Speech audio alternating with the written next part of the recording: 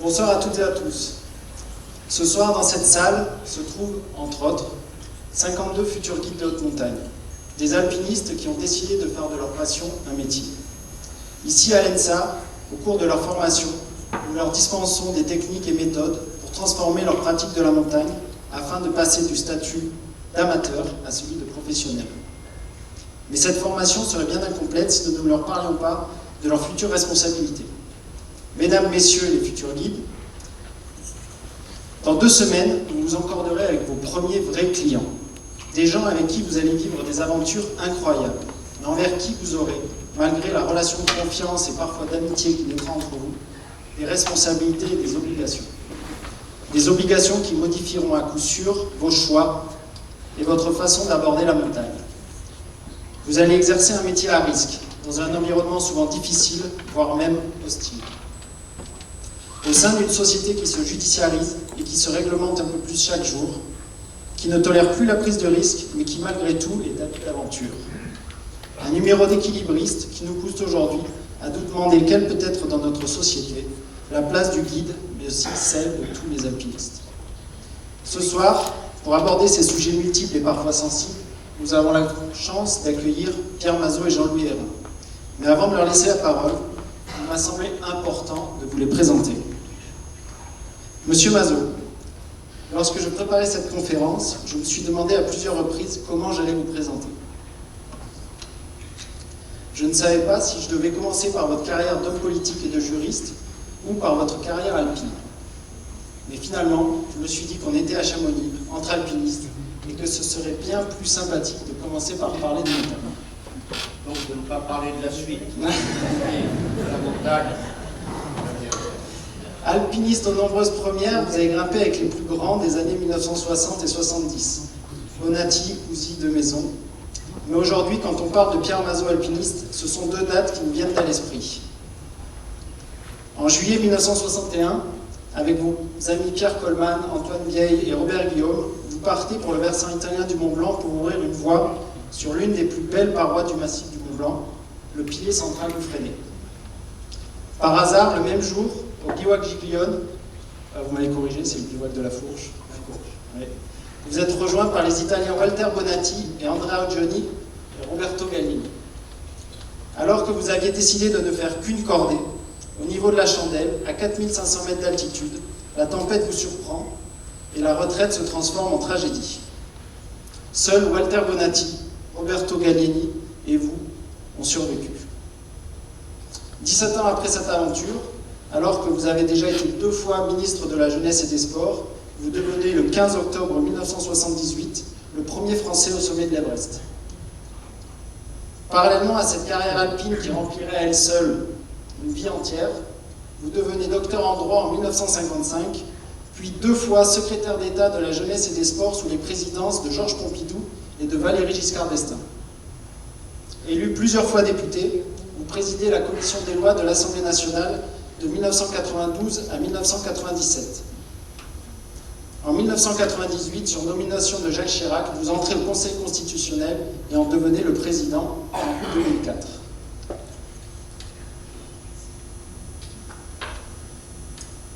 Monsieur Hérin, nous nous connaissons depuis de nombreuses années car j'ai eu la chance de rencontrer votre fils lors de ma première saison comme aspirant guide. Et j'ai depuis eu le plaisir de guider plusieurs membres de votre famille.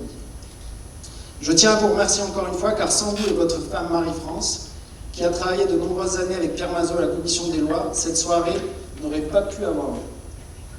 Originaire de Val-Tournanche, votre attachement pour le monde de la montagne et les sommets se porte jusque dans votre nom, qui est le même que celui d'un fameux 4000 sur la frontière italo-suisse. Je vous laisserai le soin de vous expliquer cela. Juriste, vous avez passé le concours d'administrateur du Sénat et en sortez major. Vous entamez alors une carrière sénatoriale à la commission des lois, puis en devenez responsable. En 2013, vous devenez secrétaire général de la présidence et enfin secrétaire général de l'institution. En parallèle de votre carrière sénatoriale, vous êtes chargé de cours à l'Université de droit Paris-Assas et obtenez un doctorat en droit public à l'Université de la Sorbonne. Maintenant que les présentations sont faites, c'est à vous, messieurs, de nous guider afin que nous saisissions les enjeux auxquels nous sommes et serons peut-être un jour confrontés. Après votre intervention, Nous aurons un temps dédié aux questions de l'Assemblée.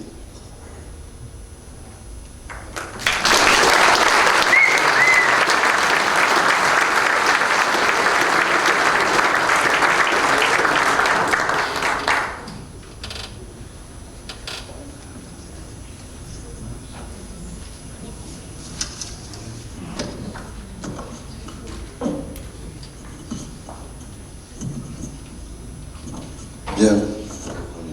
Madame la directrice, merci de vos mots d'accueil dans cette grande maison, l'École nationale de ski et d'alpinisme, grand amphithéâtre, grande bibliothèque. Merci de nous accueillir, monsieur le sous-préfet, messieurs les présidents, merci de votre présence et je voudrais saluer tous les présents dans cette salle, c'est les futurs guides, n'est-ce pas? Donc je suis très très impressionné. Et je voudrais tout d'abord remercier Damien, cher Damien, de m'avoir accordé un double privilège. D'abord, c'est celui d'intervenir non sans émotion dans cet amphithéâtre de l'École nationale de ski et d'alpinisme de Chamonix, qui a été et qui reste la capitale mondiale du ski et de l'alpinisme, au pied du Mont Blanc, qui n'est pas la frontière entre l'Italie et la France, mais qui fait le trait d'union entre la Savoie et le Valais d'Aoste, dont je suis originaire, c'est le pays de ma famille. J'aurais en cet instant une pensée pour, vous savez, en montagne on parle souvent des anciens, hein. Donc j'aurais une pensée pour mon bisaïeul, guide Ambroise Hérin, qui nous a légué un alpage, le glacier du Mont-Tabel, petit glacier, et plusieurs sommets de grandes murailles, 3900 mètres, 4000 mètres, dont je suis propriétaire avec ma famille, car en Italie, les sommets appartiennent à des familles, sont privés. C'est la différence entre l'Italie et la France. Et par exemple, le Cervin appartient à 3 familles du côté suisse et 3 familles du côté italien. Le second privilège, c'est, monsieur le président Pierre Mazot, celui de faire pour quelques instants le second de cordée, votre second de cordée. C'est-à-dire, soit en la montée, je suis derrière vous, et également dans la descente, parce que je suis devant vous. C'est l'émotion. Pierre Mazot, qui a été le grand patron dans tous les sens du terme de Marie-France ici présente, lorsqu'il présidait dans la prestigieuse commission des lois de l'Assemblée nationale.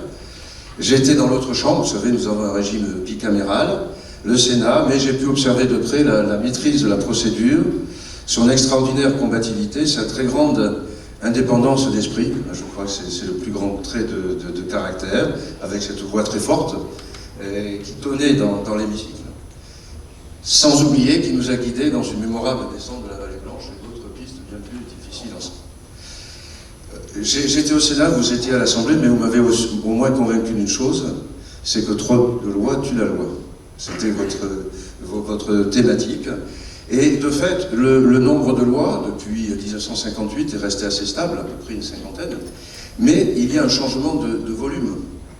Hein, il y avait, vous voulez, des grandes lois, c'était 10, 15 articles, maintenant c'est 50, 100 articles, etc. Et le pire, c'est qu'au fil de la navette, le texte peut doubler, tripler, et donc cela peut compliquer les choses. Alors, force est de constater, c'est un peu le sujet d'aujourd'hui, alors certains parlent de la schizophrénie, j'aime pas trop parler de la schizophrénie parce que c'est plus terrible qu'on ne pense, c'est de constater la double sincérité des Français. Ils ont une double sincérité. La loi est critiquée comme une source de contraintes. Encore le législateur va imposer le casque de vélo, va imposer telle obligation, etc. Tandis que j'ai pu le constater, la demande de loi se fait de plus en plus forte. Il n'y a pas d'amendements qui ne sortent pas de la société civile. Donc il y a la demande des professionnels, il y a la demande des lobbies, dont c'est le métier. Et je crois que nous verrons cette problématique plus loin. Car, paraît-il, c'est une question qui revient souvent, comme une ancienne, faut-il une loi réglementant la profession de guide de haute montagne? Peut-on parler d'un droit de la montagne? Attention. Faut-il un code spécifique pour la montagne? C'est le président Mazot qui est beaucoup mieux placé que moi pour répondre à ce questionnement. En tout cas, je peux vous dire, comme fonctionnaire parlementaire, que nous avons été soumis à une demande systématique de loi. Et après coup, les mêmes qui demandaient la loi disent qu'elle est mal faite. Donc c'est un peu la justice, mais c'est la glorieuse incertitude du sport législatif. Alors en tout cas, pour ma part, je crois, c'est pour ça que j'aime la montagne, par rapport à la ville, c'est le principe de liberté. De liberté, car l'espace montagnard est l'espace le moins contraint. En tout cas, il est moins contraint en tout cas que l'espace aérien, ou l'espace maritime, sans parler de l'espace autoroutier. Il faut un permis mer, un permis aérien. Pourquoi? Parce que tout simplement, le guide est son propre véhicule. Il n'a pas de véhicule à moteur. On discute de la trottinette, faut-il réglementer la trottinette dans les villes? Écoutez, c'est la difficulté. Il n'y a pas de droit de la montagne, non plus de code de la montagne. Il y a un code maritime, un code aérien, avec quand même un double phénomène, c'est le développement de l'assurance, on en parlait tout à l'heure, et des secours en montagne. Finalement, l'alpiniste n'est plus seul, livré à lui-même. Ce n'est plus seulement une aventure individuelle, car immédiatement il y a la télévision, il y a les médias qui s'y mettent, tout accident de montagne est médiatisé, et tout le monde s'inquiète un petit peu de ces accidents, la multiplication des accidents, d'autant plus que l'information est répétitive, hein, c'est France Info, BFM TV, et donc l'activité de montagne devient une activité collective, avec une mutualisation du risque inhérent aux activités physiques ou sportives de montagne. Lorsque un guide commet une faute, cette faute pourrait jaillir non seulement sur la réputation de la profession, mais également sur les données financières du contrat d'assurance. Une autre évidence, la liberté, ce n'est pas l'absence de règles. Je ne dirais pas que ce n'est pas l'anarchie, parce que l'anarchie est une position politique. Ce n'est pas l'anomie, ce n'est pas l'absence de normes. Au contraire, il y a dans l'alpinisme, dans les activités de montagne, des règles non écrites, des us et des coutumes qui prédominent pour la montagne. Et d'ailleurs, des règles souvent non écrites, qu'elles n'ont pas besoin d'être écrites. La force, c'est justement qu'elles n'ont pas besoin d'être codifiées, parce que c'est un peu la tentation de la codification.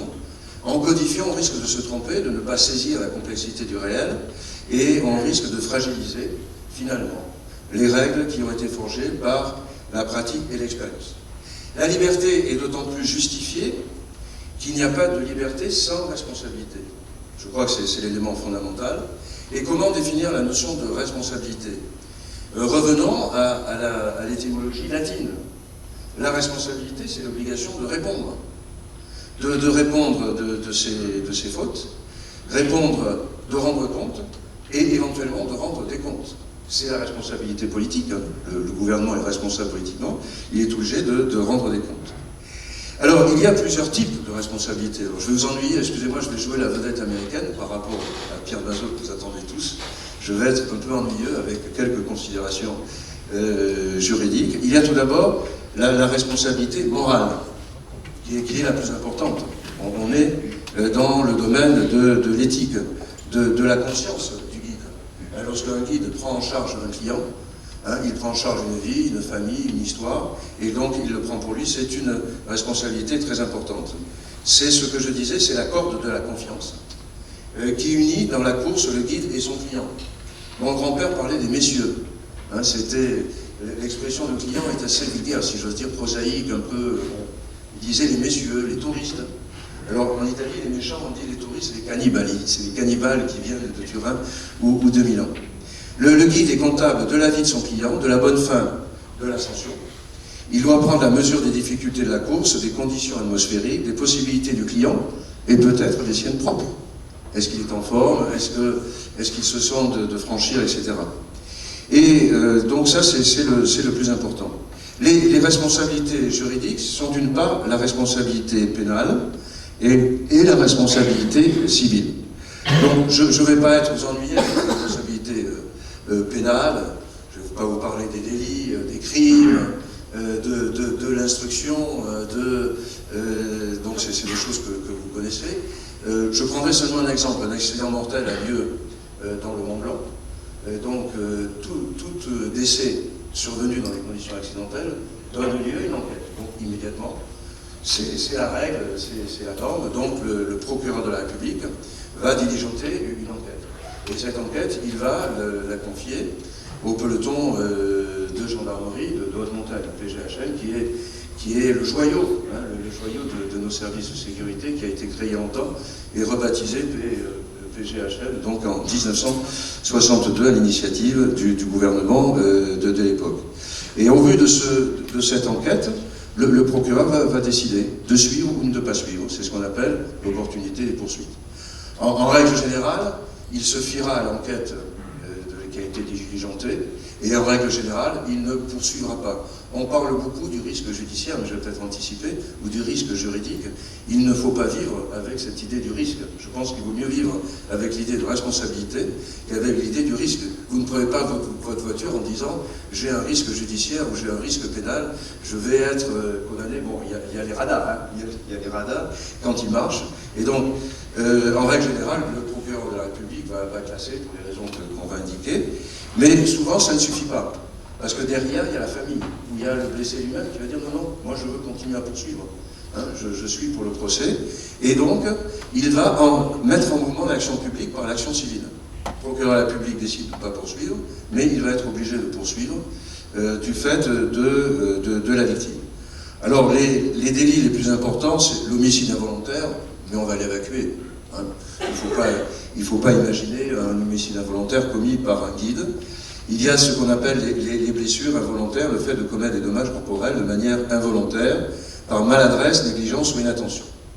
Un préalable et une considération générale. Le préalable, c'est que l'acceptation du risque n'est pas exonératoire de responsabilité. Vous ne pouvez pas dire le client, entre guillemets, était d'accord, il connaissait les risques, donc il ne va pas me poursuivre. En revanche, l'acceptation du risque est importante dans l'appréciation de la responsabilité et de la peine, ou des dommages et intérêts. Et le client prend toujours un risque, et le guide aussi d'ailleurs. Le guide peut prendre un risque parce qu'il peut être précipité dans la chute par le client. Et de toute façon, le risque zéro n'existe pas. Donc, mais et surtout, l'information du client sur la prise de risque a un sens au regard de la justice pénale. Le guide se doit d'alerter le client sur les difficultés et les risques de la course ou de la descente à ski hors piste. Il est nécessaire aussi que le client soit briefé sur les règles à respecter, par exemple ne pas sortir de la piste tracée par le guide. Une autre précaution, c'est un peu le principe de précaution, c'est de s'assurer de la forme physique et du niveau de son client. Mais comme on disait tout à l'heure, un bon guide a de bons clients, anciens, et ils se connaissent, et une relation d'amitié finit par naître. Alors, comme je le disais tout à l'heure, le juge va s'en remettre à l'avis de l'expert. Par définition, le juge n'est pas compétent, il va nommer un expert, lequel s'appuiera sur les conclusions du rapport du peloton de gendarmerie de haute montagne. Et le juge va se référer aux pratiques de l'alpinisme et du ski. Je parlais tout à l'heure des us et coutumes. Que fallait-il faire dans cette circonstance-là? Donc il va se renseigner auprès de la profession. Il va, pour utiliser un terme latin, apprécier la responsabilité du guide in concreto, dans le concret. Et c'est très difficile de déterminer. Par exemple, le guide peut avoir fait une faute, ne pas mettre les crampons, ne pas encorder, etc. Mais encore faut-il prouver que l'accident est causé par cette faute d'imprudence. Il faut faire un lien. Et comme très souvent ça se passe dans des conditions difficiles, il est très difficile de faire une reconstitution. Et si le guide, malheureusement, est décédé, comment va-t-on savoir comment ça s'est passé? Il y a des mystères. On ne retrouve pas le corps, il y a des mystères qui se font. Et la victime a pu concourir à l'accident, voire le provoquer par une chute surprise. Je rappelle le drame du Matterhorn. C'est le jeune ado qui a tiré la corde, ils étaient 7, hein, et le juge bien connu à Chamonix, le guide Croze, a été emporté par la chute et, par bonheur, entre guillemets, la corde s'est cassée avant de tanguer d'air, mais Wimper n'a pas pu reprendre la montagne. Il est mort dans des conditions pas très positives. Donc, aller faire une reconstitution en pleine pente, etc., c'est toujours difficile. Et alors, ce qui est étonnant, mais là je suis un non-spécialiste, et je m'adresse à des spécialistes, les crampons, la corde, c'est comme la lampe d'Ésope. C'est à la fois la meilleure et la pire des choses. Faut-il mettre les crampons? Mais parfois les crampons peuvent faire chuter. Faut-il encorder? Mais parfois la corde, dans certaines circonstances, peut provoquer et accélérer certains phénomènes. Et en plus, le juge doit prendre en considération deux variables parfois volatiles. La météo, elle change, sauf maintenant nous l'avons sur le portable. si on est avec le réseau, et l'état de la neige. Quel était le risque d'avalanche, etc. Donc, toutes ces considérations font que la condamnation pénale n'interviendra que dans des cas gravissimes. Des cas gravissimes, non pas intentionnels, non pas volontaires, mais lorsque le guide n'a pas respecté les règles élémentaires de prudence et de sécurité. Donc, et j'utiliserai aussi le principe qui avait suscité en son temps l'ire du président Mazot, le principe de précaution. Le principe de précaution, aussi sa valeur, il faut toujours être en deçà de ses possibilités, je crois, à la montagne, puisque la montagne se venge toujours d'un comportement un peu audacieux, un peu présomptueux. Et comme je le dis, elle est in dubio obstinée, dans le doute, abstiens-toi. Il vaut mieux une course annulée qu'une course qui se termine par un drame. Par un drame aussi bien pour le client que pour le guide. Alors, de plus en plus, les activités qui sont conduites par les guides se diversifient. Par exemple, il y a par exemple les via ferrata, je ne sais pas comment on dit ça en français, la via ferrata sont organisées par les communes, et dans ce cas, on va s'adresser, la responsabilité pénale va s'adresser à la commune, va s'adresser à l'organisateur. Comment dirais-je, le guide perd un peu son autonomie, sa responsabilité. Vous verrez que c'est une des tendances, là je parle au futur guide, c'est un peu une tendance qui vous guette, c'est-à-dire la double activité, une activité libérale, de liberté, que vous conduirez avec vos clients, et peut-être vous vous intégrerez dans des organisations collectives, et là effectivement le juge pénal est sans doute plus sévère. Ma conclusion, mais elle est provisoire, c'est que la responsabilité pénale est rarement engagée. Il y a des cas, vous me le direz, mais je pense que, d'autant plus que l'aura des guides est telle qu'on n'imagine pas qu'un guide qui est là pour protéger son client va commettre une faute de nature pénale. Tel n'est pas le cas de la responsabilité civile, qui va être, alors je ne vais pas non plus trop développer, une responsabilité contractuelle et délictuelle. La responsabilité contractuelle, elle est fondée sur le contrat, puisque sans savoir, un guide, lorsqu'il prend contact avec son client, va rédiger un contrat bilatéral. Moi guide, je suis obligé de vous conduire à tel endroit, de vous faire monter à tel sommet, mais en échange, vous allez me servir, non pas une somme d'argent, mais je dirais des honoraires, puisque le guide exerce une profession libérale. Et alors ce contrat fait naître à la charge du guide une obligation de moyens et non pas une obligation de résultat. Pour être clair, une obligation de résultat, c'est lorsque vous prenez la SNCF. La SNCF vous dit, vous devez partir de Paris et arriver à Bellegarde, arriver entier et à l'heure. Donc ça, c'est l'obligation de résultat. En revanche, sur le guide, pèse une obligation de moyens. C'est-à-dire que le guide s'engage à mettre à la disposition du client tous les moyens de sécurisation possibles pour le conduire à la bonne fin de la course. Et dans l'obligation de moyens, c'est à la victime de prouver que le guide n'a pas tout fait. Alors évidemment, si le guide et la victime sont décédés, ça sera la famille, puisque la famille est derrière. Et comme disait le doyen Carbonnier, je vais battre monnaie avec mes larmes. C'est qu'une fois passé le décès, on va s'adresser au guide pour obtenir réparation du dommage. Alors évidemment, il y a l'évolution générale. Le guide est un homme qui est au-dessus, c'est un peu comme je devais peut-être le comparer, mais au pompier, etc. Dans le top des professions, le guide a une aura considérable. Mais on l'assimile quand même à un professionnel. Or, le professionnel est dans une situation plus favorable que le consommateur. Le guide est un professionnel et le client, le monsieur, est un consommateur. Donc la tendance de la jurisprudence, c'est de dire que la charge de la preuve incombe au guide. Et que c'est au guide de dire j'ai tout fait pour éviter l'accident et malheureusement, les circonstances, le comportement, ou alors c'est une autre cordée qui a provoqué l'incident, etc. C'est ce qu'on appelle une obligation de moyens renforcés. Donc ça, je crois que c'est important, c'est une évolution. Pourquoi? Parce que l'idée, c'est qu'un dommage doit être réparé. Alors le dommage, ça peut être tout. Ça peut être la souffrance, ça peut être, c'est ce qu'on appelle le pression doloris, ça peut être un préjudice économique, ça peut être un préjudice moral, et on a discuté tout à l'heure, cela peut atteindre des sommes astronomiques. Et je citerai tout à l'heure un exemple. Donc il n'y a pas de responsabilité de plein droit. C'est une responsabilité pour faute prouvée. Donc il faut que la victime prouve que le guide a commis une faute. Alors faites attention, c'est qu'il ne faut pas que vous vous transformiez en agence de tourisme. En agence de tourisme, elles sont visées par le code du tourisme, et dans ce cas-là, il y a une responsabilité de plein droit. Quand je fais appel à une agence de tourisme pour faire de la montagne en Équateur, ben là, il y a une obligation de plein droit qui pèse sur une obligation de réussite. Alors attention aux prestations périphériques. Vous serez tenté de mettre à la disposition de votre client un véhicule, de vous occuper de la location d'une chambre d'hôtel. Et dans ce cas-là, vous devenez un agent de tourisme.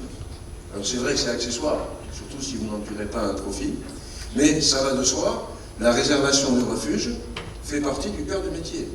Surtout en ce moment où il faut avoir réservé le refuge pour monter, par exemple, au Mont Blanc.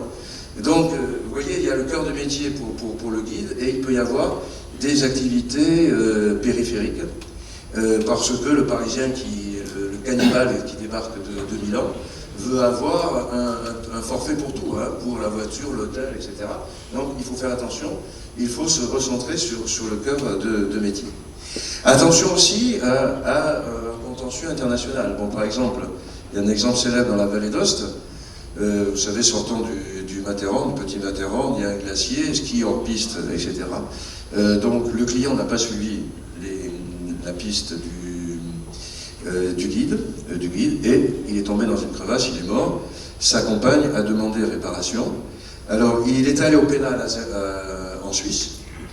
Alors heureusement, le juge d'instruction était un aspirant guide. Donc il n'a eu que 60 jours amende. Hein, on n'a pas toujours la chance de tomber sur un juge qui est aspirant. Et en revanche, le procès civil a eu lieu à Paris. Pourquoi? Parce que c'était le Club Med qui gérait l'affaire.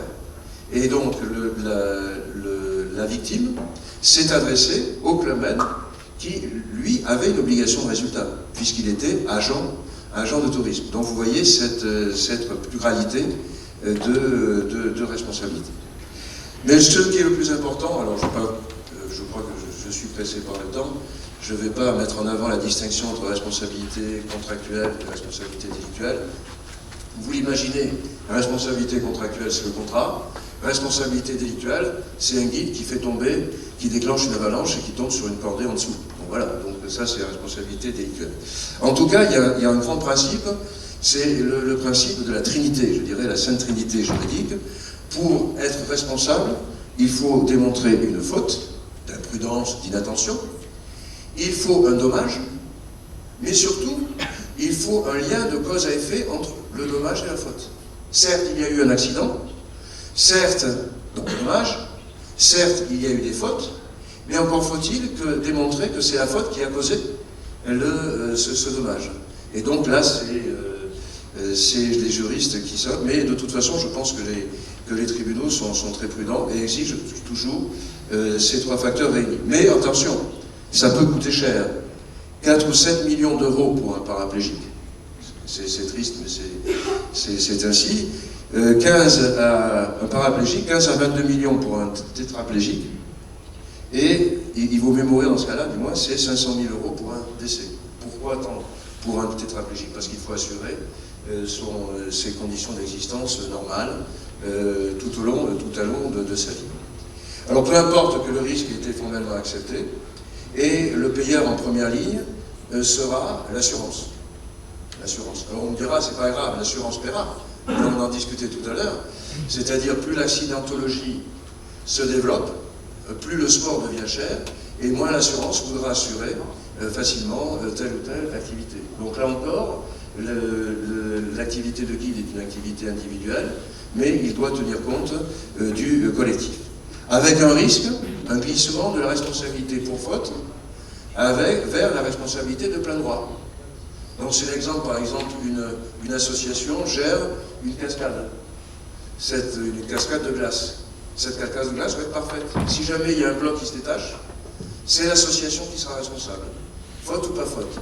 Donc vous voyez, là encore, il y a un danger à s'écarter un petit peu des chemins traditionnels de la haute montagne. Peut-être faut-il le faire, mais il faut aussi en accepter le risque. Donc je vous disais, il y a une évolution. Alors je conclurai en tout cas pour dire que le guide de haute montagne n'est pas gardien du site. Il n'est pas gardien de la montagne.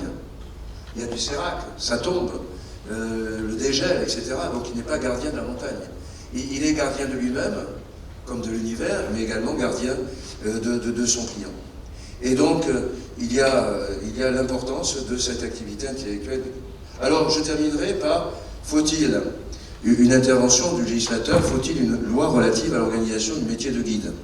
C'est le cas en Italie, c'est la loi du 2 janvier 1989, Ordinamento della professione di guida alpino. Ça n'a rien changé. La loi a été votée, mais ça n'a rien changé. D'abord parce que je pense que le guide de haute montagne n'a pas le monopole du premier cordée. Sur la montagne, il y a des guides, mais il y a également des touristes, des individuels qui vont tout seuls. Il y a l'élaboration d'une loi, on n'en a pas parlé, suppose un parcours.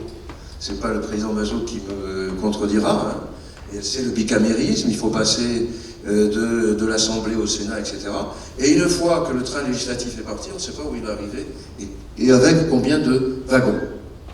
Et surtout, il ne faut pas oublier qu'une loi particulière peut se retourner contre ses initiateurs. D'autant plus que vous avez en arrière les juges. Alors je disais, il ne faut jamais se défier de son juge, ou du moins ne jamais le dire. Il faut toujours dire, j'ai confiance dans la justice de mon pays. C'est mauvais signe parfois. Et dans ce cas-là, il faut avoir confiance dans la justice. Et les juges n'aiment pas que le législateur interfère dans les affaires privées, en disant c'est normal, il y a l'indépendance de la justice. Le législateur n'a pas à atténuer la responsabilité des uns et des autres.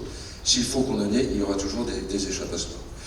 Mais c'est le président Mazot qui est le mieux placé pour examiner toutes ces questions. Et la vedette américaine va se taire. Et pour ma part, je vais vous souhaiter le meilleur, hein, puisque vous êtes très jeune. Vous avez l'avenir devant vous, et la montagne est à vous. Sachez conserver et sachez développer cette belle profession qui s'appelle guide. Et le nom lui-même est prometteur.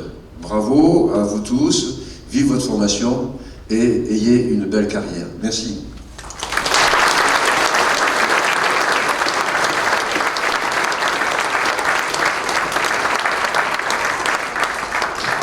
On va parler sans Bien. C'est heureux de parler. Pour une fois, un fonctionnaire parle.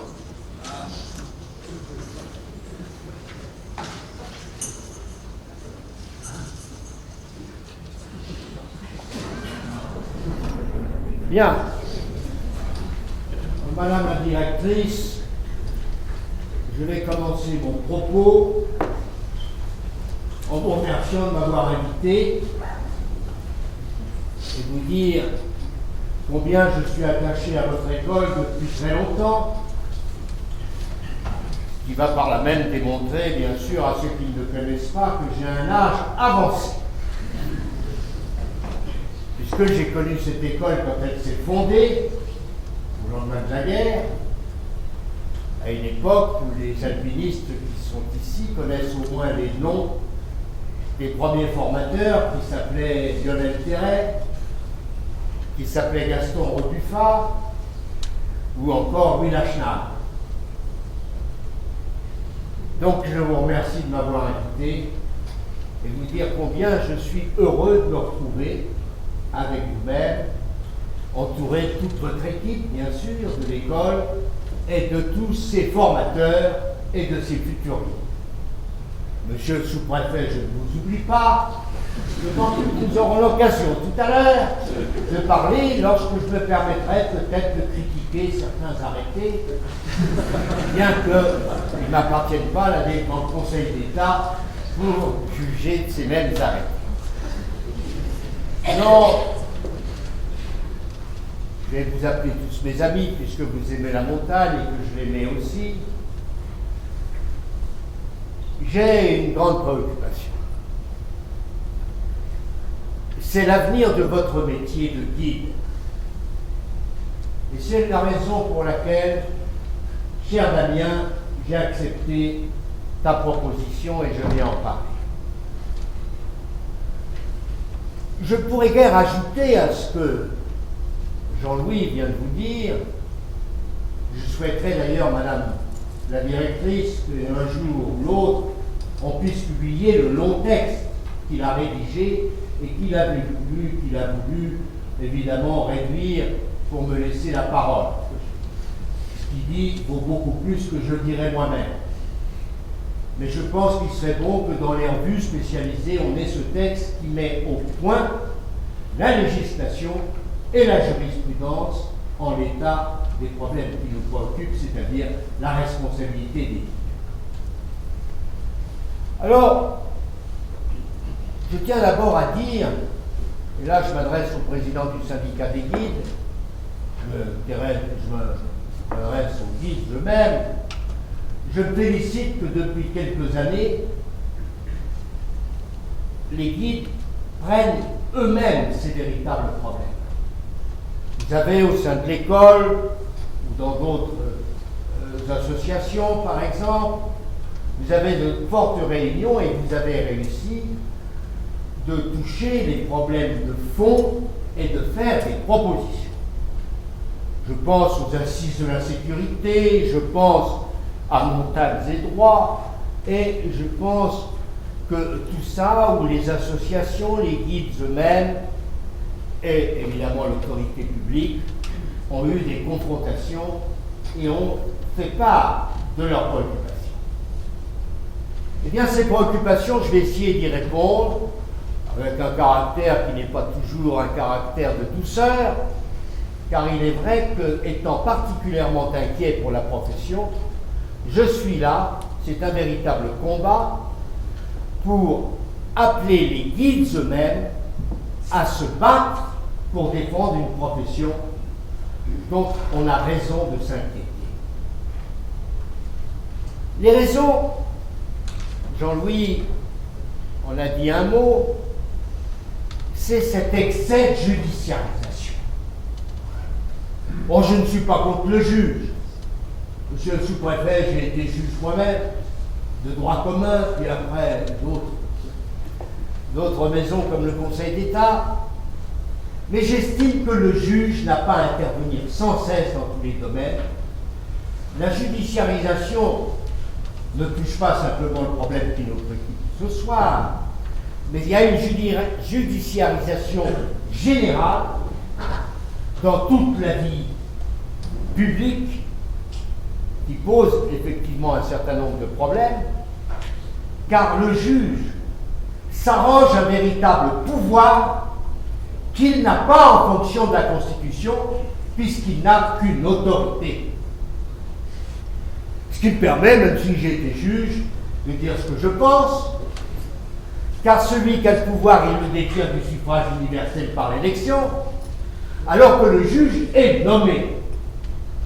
Et Michel Debré, lorsqu'il a rédigé le projet de constitution qui a été voté en 1958, il y a fort longtemps, avait tenu à cette distinction entre le pouvoir et l'autorité. Le juge n'a qu'une autorité. Et c'est la raison pour laquelle, n'ayant que cette autorité, si on est obligé d'appliquer sa décision, rien n'empêche de la critiquer. Et je dis ça parce que, précisément, notre rôle, si nous suivons de près ou du plus près possible les problèmes qui vous préoccupent, rien ne nous interdit de critiquer les décisions du juge en fonction de cette judiciarisation où il finit peut-être, je mets ça entre guillemets bien sûr, de se croire un peu tout permis dans les problèmes de la responsabilité en général et dans la responsabilité bien sûr qui vous préoccupe plus que la d'autres, puisque c'est la responsabilité des juges. Alors on a parlé bien sûr d'une certaine inflation de procès.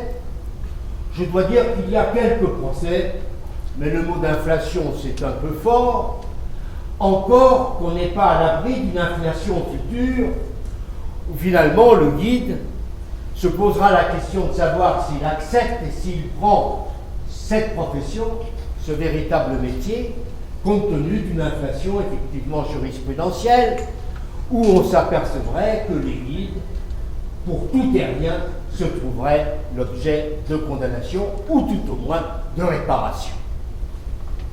De réparation d'ailleurs, dont Jean-Louis donnait quelques montants tout à l'heure, qui sont relativement importantes, en fonction bien sûr du dommage causé, mais qui a une incidence directe sur le métier, sur la profession, le métier de guide, c'est que les assurances, par là même, augmentent leur montant, et que les jeunes que vous êtes et qui vous engagez dans la profession de guide n'avez pas peut-être la possibilité de régler le montant qu'on vous demande.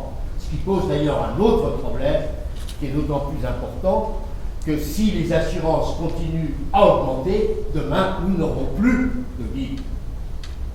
Donc mon combat, il est là, c'est de défendre la profession et d'essayer d'apporter, de ma part d'une façon fort modeste, bien sûr, peut-être les moyens de réagir et d'éviter que cette magnifique profession, ce métier hors du commun, puisse subsister, et pour que demain, les amitiés qui se créent entre guides et leurs clients peuvent encore se poursuivre. Alors, la responsabilité, elle peut effectivement s'entendre.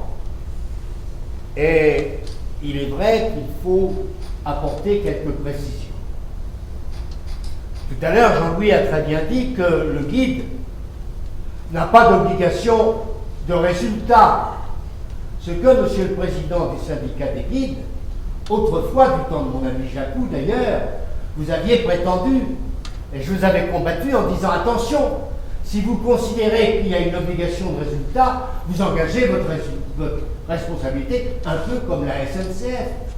Jacou n'hésitait pas à me dire, je me souviens, et nous sommes très liés, Jacou me disait, mais qu'un guide prend un client, place de l'église à Chamonix, l'emmène au Mont-Blanc, il doit le ramener effectivement à la place de l'église une fois le Mont-Blanc réalisé. Mais non, le guide n'a qu'une obligation, on l'appelle de moyens. Je dois dire que je me réfère à mes oncles Henri et Léon, qui ont été les premiers en 1929, et ils avaient raison à cette époque, et ça tient toujours. C'est une obligation de simple prudence et diligence. Que le guide fasse tout dans la plus prudence possible, avec la meilleure diligence qui soit. C'est donc une responsabilité qui n'est pas aussi lourde que le juge voudrait nous faire entendre. Il ne faut pas s'inquiéter. Une obligation de prudence et de diligence, évidemment, le juge essaye de la déterminer au mieux possible. Pour moi, c'est une obligation qui est une obligation simple, où il appartiendra d'ailleurs aux victimes éventuelles de démontrer que le juge a été imprudent ou a été négligent. D'ailleurs, puisque Jean-Louis en parlait tout à l'heure, sur cette notion d'obligation de prudence et de diligence, la Cour de cassation, la plus haute juridiction, a créé une nouvelle responsabilité qui aggrave la situation du juge. Et comme je disais tout à l'heure, si la décision de la Cour de cassation doit s'appliquer, il ne m'empêche pas de la critiquer. Que dit la Cour de cassation? Elle dit qu'il faut qu'il y ait une responsabilité renforcée pour le juge. C'est-à-dire qu'au-delà de la prudence et diligence, il faut une responsabilité plus forte, plus lourde. Je m'oppose à cette obligation renforcée, d'autant plus qu'elle a évidemment une traduction. Quand il y a un accident, c'est à la victime de démontrer la faute du juge, tandis que désormais, avec la décision de la Cour de cassation et l'obligation renforcée, C'est au guide lui-même à démontrer qu'il n'a pas commis de faute. On arrive dans un système qui est particulièrement inquiétant et qui peut amener à la réflexion. Alors, un des problèmes, bien sûr, qui préoccupe tout le monde, et je sais que les guides, mais au-delà des guides, je dirais presque leurs clients, mais même dans l'opinion générale, on voit ici ou là, au travers de la médiatisation, se poser ces questions. C'est celui de la prise de risque. Bien sûr qu'en montagne, on prend des risques. D'ailleurs, je ne parle pas aux guides, qui le savent beaucoup mieux que moi. Il y a des risques, quelle que soit la course, même si c'est les petits chars roses ou si c'est la Walker. Alors, il appartient au guide, sans aucun doute, qui connaît les risques au travers des difficultés qu'il peut rencontrer, d'en avertir son client et par là même de voir si son client est quand même capable de faire, je disais tout à l'heure les petits charmeaux, je dirais la Walker. Donc, ça c'est une obligation bien sûr qui s'impose au juge, il doit la respecter, il doit savoir la personne qui l'emmène est plus ou moins capable. D'ailleurs, à ce sujet-là, il m'est arrivé de dire, et même de l'avoir écrit, si on continue dans la mauvaise direction, on exigera des guides demain qu'ils exigent une ordonnance du médecin concernant l'état physique du client. Alors demain, il n'y aura plus de guide. Enfin, on arrive à un processus qui est tout à fait gravissime pour la profession. Mais que le guide respecte une obligation de prudence et de diligence, je le répète, tout ça me paraît tout à fait normal. Mais n'allons pas au-delà, et puisque tout à l'heure on a évoqué le problème, souhaitons que le juge n'aille pas au-delà, et c'est la raison pour laquelle ne demandons pas aux législateurs de faire un texte spécial sur la responsabilité des juges. Tu disais tout à l'heure, Jean-Louis, qu'il m'arrivait à l'Assemblée nationale de crier peut-être avec ma force habituelle, chère Marie-France, trop de lois, tue la loi, ce pays meurt sous le nombre de lois, tout le monde est perdu. Alors défendez votre profession et ne demandez pas quelques réglementations particulières. À ça je réponds non, même s'il m'est arrivé d'ailleurs à certaines époques d'aider la profession, d'aider également à la création des accompagnateurs de montagne, etc., etc.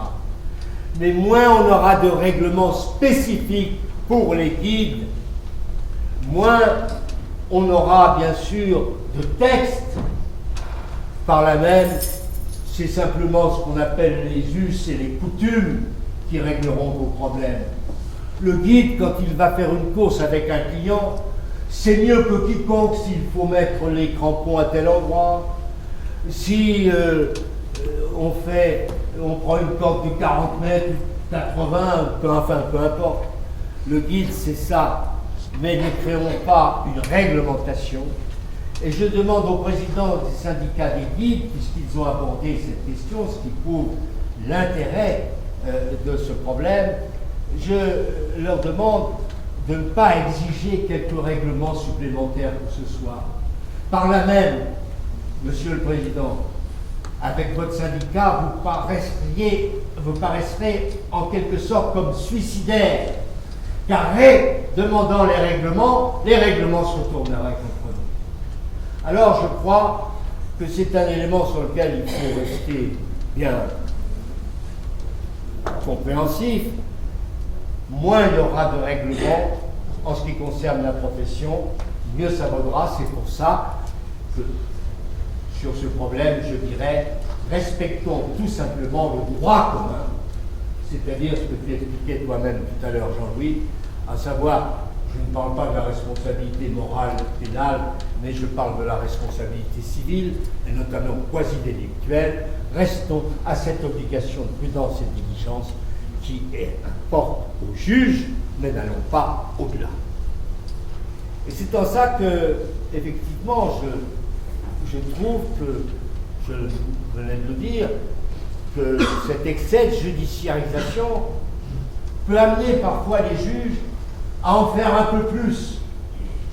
Bien sûr que le juge n'est peut-être pas un spécialiste de la montagne, on a connu un juge d'instruction qui était alpiniste, mais même les magistrats avec lesquels, Madame la directrice, je m'excuse encore une fois, je n'ai pas été tout à fait correct lors de ma dernière conférence ici, il y a 2 ans, mais je crains que les juges, à la suite de décisions judiciaires concernant tel ou tel accident, les juges auxquels sont soumis un nouvel accident aggravent la responsabilité, peut-être même dans le cadre d'une certaine médiatisation. Je suis un peu sévère, monsieur le sous-préfet, mais on sait bien que je dis toujours ce que je pense.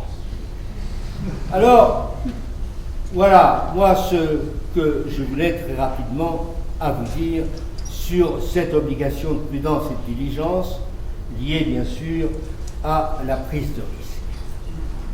Alors, la prise de risque, je voudrais ajouter un mot. Le guide sait bien la différence qu'il y a entre les... Pourquoi je prends cet exemple, je n'en sais rien. Entre la traversée des Petits Charmoz et la Walker. Le guide le sait mieux que quiconque. Donc, il organisera sa course avec son client compétent pour une telle course. Il l'organisera comme il l'entend. Sachant, je le répète, qu'il est l'objet d'une obligation de prudence et de diligence, mais sachant lui-même qu'il y a un risque et il le prend. Il le prend pour lui-même et il le prend par là même pour son client. Alors cette prise de risque, les juges sont encore en train de considérer qu'on ne doit pas en tenir compte, sauf pour une condamnation plus sévère. Eh bien, je pense tout à fait le contraire. La prise de risque, si elle est prise par le guide, elle est également prise par le client. Ils font partie d'une seule cordée et ils savent l'un et l'autre les risques dans le cadre d'une avalanche, dans le cadre d'un sérac, voire, compte tenu d'un réchauffement climatique, voire des chutes de pierres au Dru ou ailleurs. Eh bien, cette prise de risque, je vais dire que le juge, s'il devait en tenir compte, ça n'est pas, hélas, il en tient compte, ça n'est pas pour aggraver dans sa décision la condamnation du guide. Pour moi, en réalité, la prise de risque, je la considère comme une exonération de la part du guide qui dit oui, on a pris un risque avec mon client pour faire la Walker, il y a eu un problème pendant l'ascension, il y a eu peut-être une chute de pierre ou autre, et que par là même, le juge, compte tenu de la prise de risque prise par le guide et son client, exonère le montant même de la condamnation. Ça me paraît d'autant plus essentiel que nous sommes dans un domaine, celui de la montagne, qui est par essence même le domaine de la liberté. Alors de même, monsieur le préfet, que je disais tout à l'heure, il ne faut pas, et je le dis au président du syndicat des guides, il ne faut pas pousser à une réglementation nouvelle, il ne faut pas non plus, au-delà de la réglementation législative ou réglementaire, il ne faut pas non plus laisser au juge la possibilité de condamnation trop lourde. Et ça m'arrive, monsieur le préfet, puisque je voulais traiter des problèmes que vous vous posez et auxquels les guides sont chaque jour effectivement confrontés, c'est le dernier à arrêter pour le moment. Bon, certes, le problème n'est pas facile. Et si M. Payex, le maire, a poussé en quelque sorte le préfet à prendre cet arrêté. C'est vrai qu'il y a beaucoup de monde pour faire le Mont Blanc. D'ailleurs, aujourd'hui, il y a beaucoup de monde aussi dans l'Himalaya, au moins pour un de ces sommets, l'Everest. On n'en voit pas beaucoup au Nanga Parbat, ou je ne sais quoi, au Guécharbeau. De même qu'on en voit ici beaucoup au Mont Blanc, on n'en voit pas tellement dans la Major ou dans la Poire. Mais enfin, il y a beaucoup de monde au monde. On prend un arrêté en disant vous ne pourrez pas aller au Mont Blanc si il n'y a plus de place dans le refuge. Je m'oppose à cet arrêté. C'est une contrainte. La montagne, c'est la liberté. Alors trouvons les moyens pour faire connaître aux alpinistes, à ceux qui viennent pour faire le Mont Blanc, trouvons les moyens les plus adéquats pour leur faire savoir qu'ils n'auront pas de place dans le refuge et qu'il vaut mieux qu'ils attendent peut-être un jour ou une semaine de plus. Alors là, c'est la médiatisation, c'est l'office du tourisme, c'est dans les hôtels, c'est partout que celui qui arrive et qui veut faire le Mont Blanc sache, en téléphonant peut-être d'ailleurs directement au refuge, sache qu'il n'aura pas de place. Mais mettre un gendarme au travers de l'arrêté au pied du Mont Blanc, au pied, si c'est la voie normale et classique, au pied au départ du Mont Blanc, pour moi c'est quelque chose d'inadmissible. Et j'estime que comme on est dans un domaine de liberté, eh ben, celui qui sait qu'il n'aura pas de place et qui veut faire le Mont Blanc, eh ben, il ira bivouaquer, où il prendra un peu de souffle et il ira jusqu'à Valo, où il pourra peut-être dormir quand même. Mais je suis contre toute contrainte, parce que c'est vraiment le domaine de la liberté. Et dans la mesure où vous prenez les contraintes par une réglementation, ben vous poussez l'opinion publique à avoir une attitude qui est plutôt désobligeante, c'est le moins qu'on puisse dire, pour les alpinistes et notamment pour les guides. Vous avez bien entendu, il n'y a pas longtemps, dans notre domaine qui était celui de la mer, après tout, qu'est-ce qu'il allait foutre là-bas? Il est mort, on s'en fout. Alors que nous avons le secours en montagne, c'est une obligation d'apporter secours à une personne en danger. Donc, pas de contraintes, pas d'arrêté particulier, pas de décision du juge qui vont au-delà d'une jurisprudence actuelle qui a été tout à l'heure définie par Jean-Louis, afin de rester en montagne, d'y être bien. Et surtout, que le guide soit assuré de pouvoir poursuivre sa profession. On vous a dit tout à l'heure que pour un tas de raisons que je ne connais pas, peut-être parce qu'il y a moins de clients ou d'autres raisons, les guides, effectivement, s'enrôlent, je m'excuse, dans des très grandes associations. Voilà le Club Med, je ne sais pas comment on les appelle, qui emploie des guides. À ce moment-là, la responsabilité n'est plus sur 1382. Cher Marie-France, on a eu tout à fait tort de dire aujourd'hui 1240, car vous permettrez aux juristes de dire 1382, pratiquement écrit de la main de Portalis, ça a quand même plus de gueule que 1240 qui ne veut rien dire. C'est une parenthèse. Mais, je veux dire, voilà, donc, je continue à penser qu'au moins on aura de contraintes, plus on restera au simple droit commun de la responsabilité civile, tout fait quelconque de l'homme qui cause à autrui un dommage, oblige celui par la faute duquel il est arrivé à le réparer. On n'a jamais écrit en aussi bon français. Je me permets de dire d'ailleurs que dans une réunion du Conseil d'État, Bonaparte lui-même avait tenu à la rédaction de ce texte, qui prouve qu'il avait quand même de l'intelligence pour faire les choses bien. Et je ne veux pas qu'aujourd'hui, par quelques contraintes ou de texte, le juge se croit permis de tout et de tout faire. Voilà, rapidement, avant que je réponde à vos questions, ce que je voulais vous dire.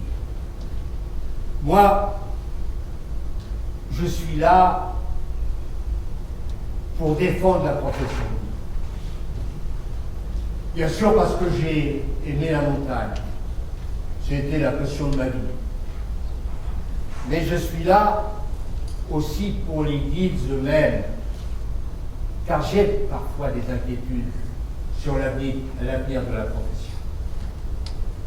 Des inquiétudes qui s'aggravent peut-être aujourd'hui avec des climats, des problèmes de réchauffement, etc., où certaines courses aujourd'hui, peut-être classiques ou non, deviendront absolument impossibles compte tenu des transformations physiques même.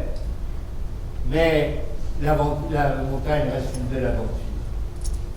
Il faut donc la maintenir et avoir des guides qui continuent à donner du bonheur, du plaisir à leurs clients.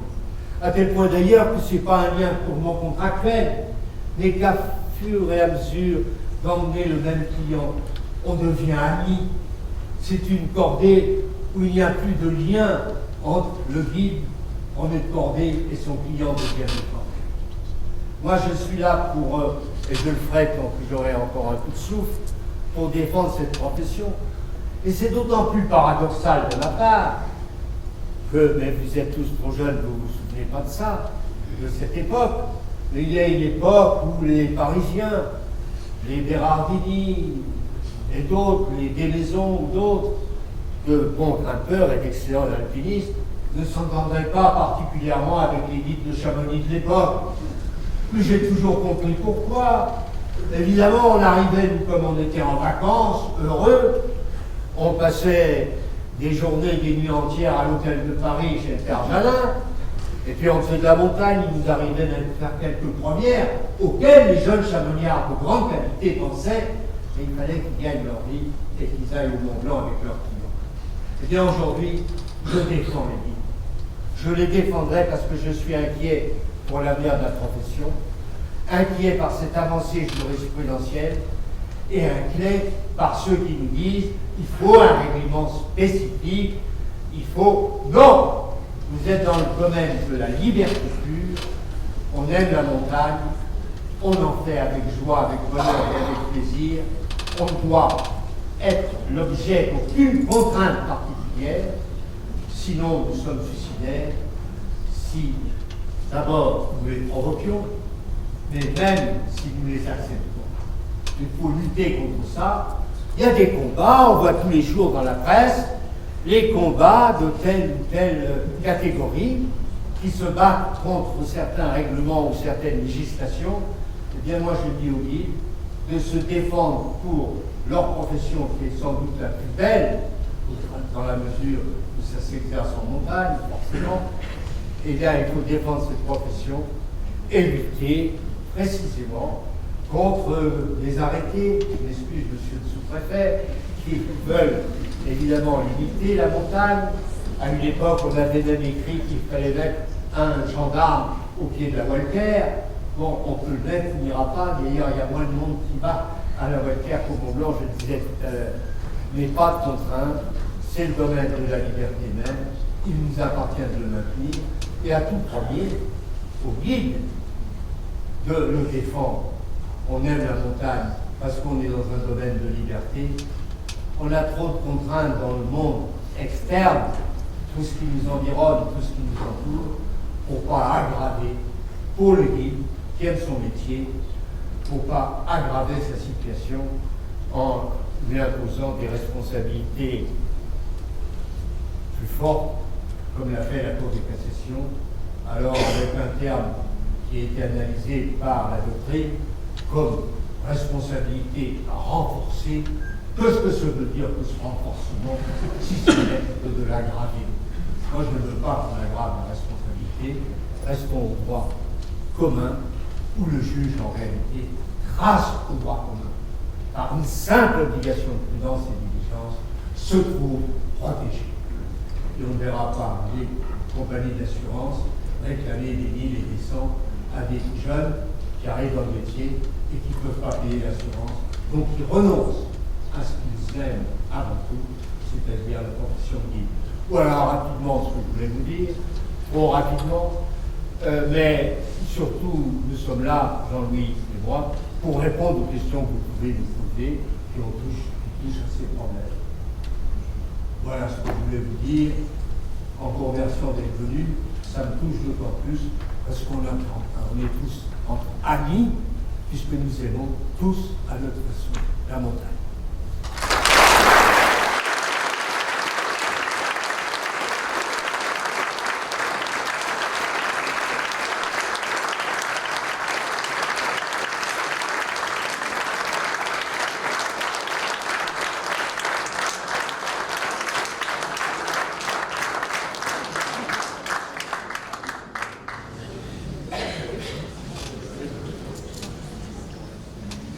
Bon, pas facile de passer après ce beau discours. Donc, comme on l'avait dit en début de soirée, après c'est aussi à vous de poser vos questions. Peut-être que ça en a suscité, enfin je pense. La plus dure, c'est la première. Ah oui, on est là pour répondre aux questions, hein, on n'est pas là pour faire des discours. Non, c'est un sujet qui doit soulever. Alors moi, je ne sais pas qui pose les questions. Si vous permettez un commentaire. Ah, monsieur, je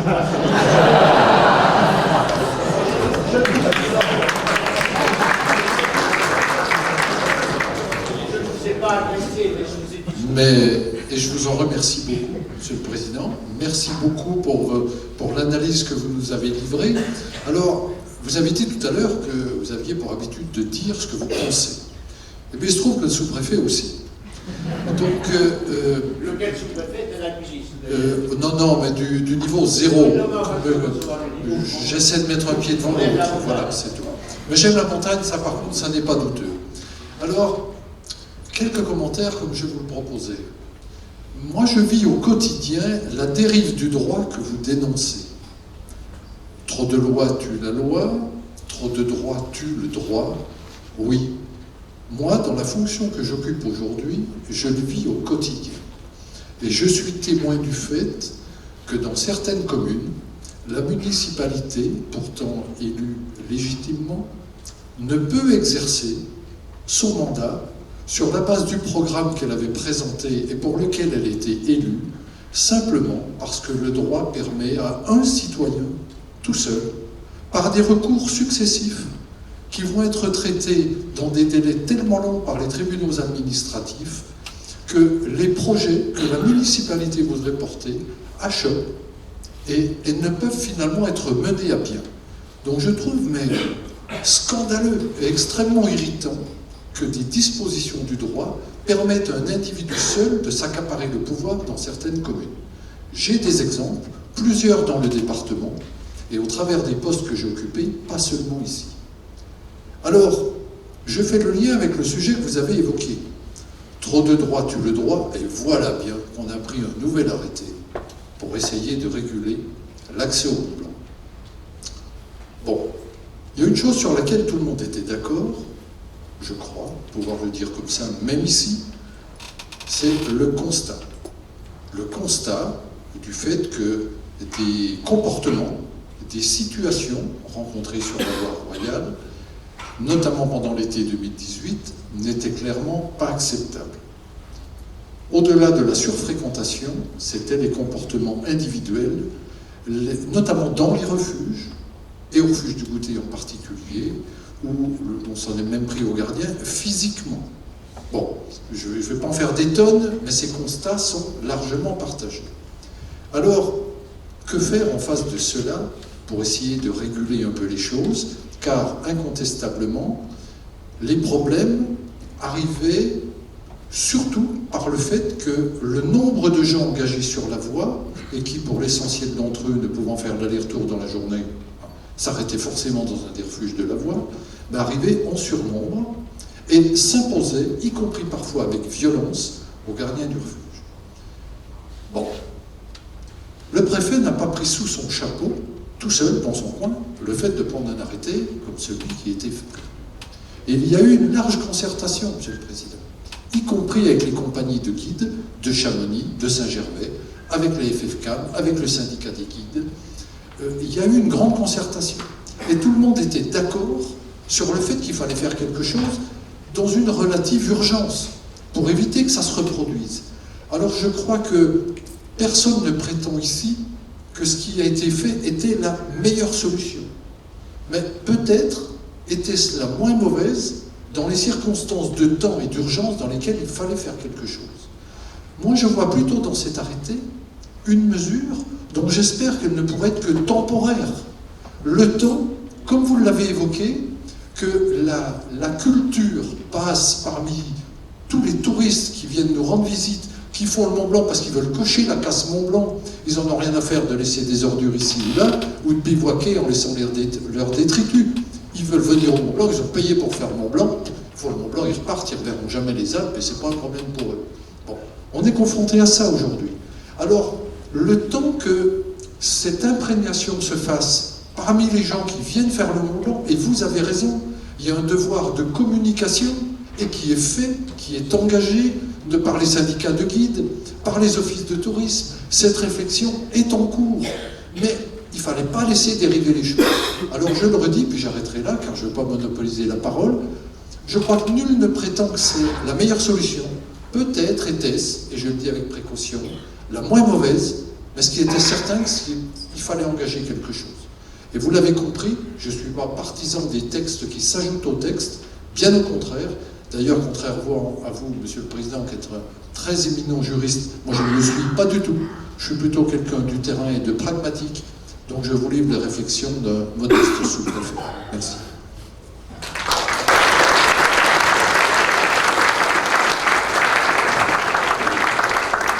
Monsieur le Préfet, je sais que le problème est difficile, mais encore une fois, je le répète, je ne vous ai pas adressé personnellement parce que je suis un préfet du département, mais je laisse de côté ce que vous avez évoqué sur la violence dans les refuges.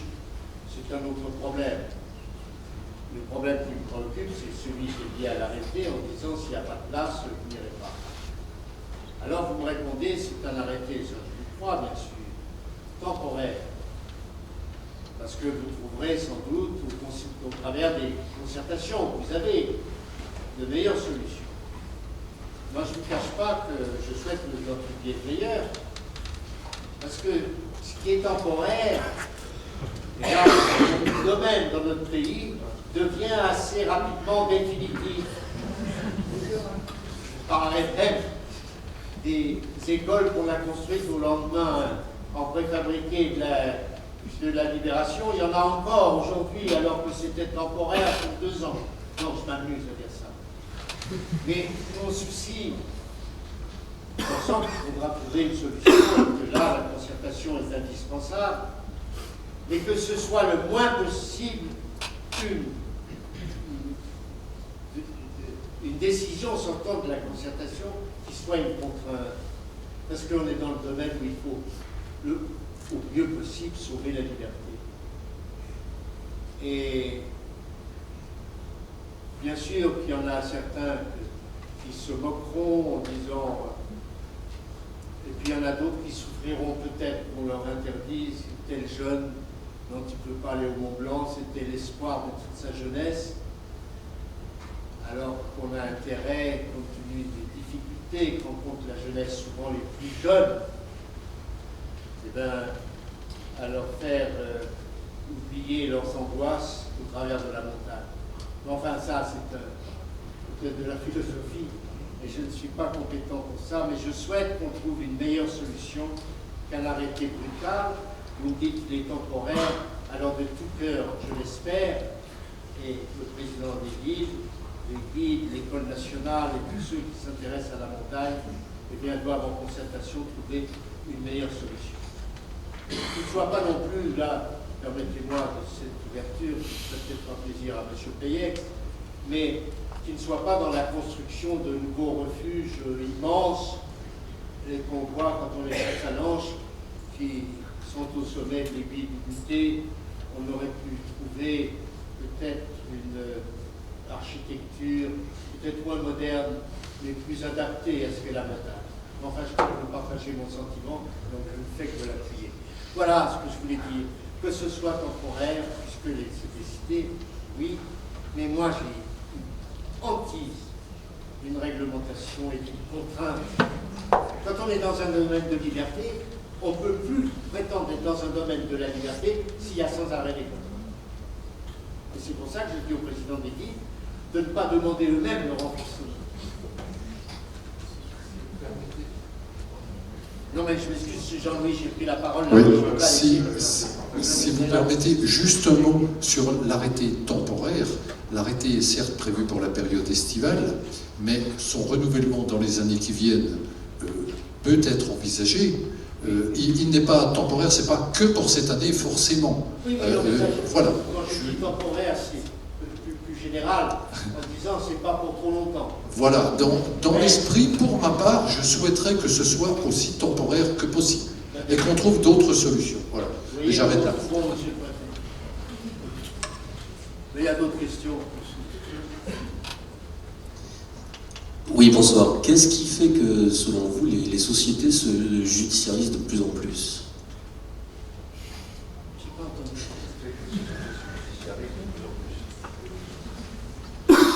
Voilà. D'abord, il y a incontestablement dans notre société, je crois pouvoir le dire, un certain nombre de troubles, qu'il s'agisse de troubles dans une famille, qu'il s'agisse de troubles de jeunes, etc., etc.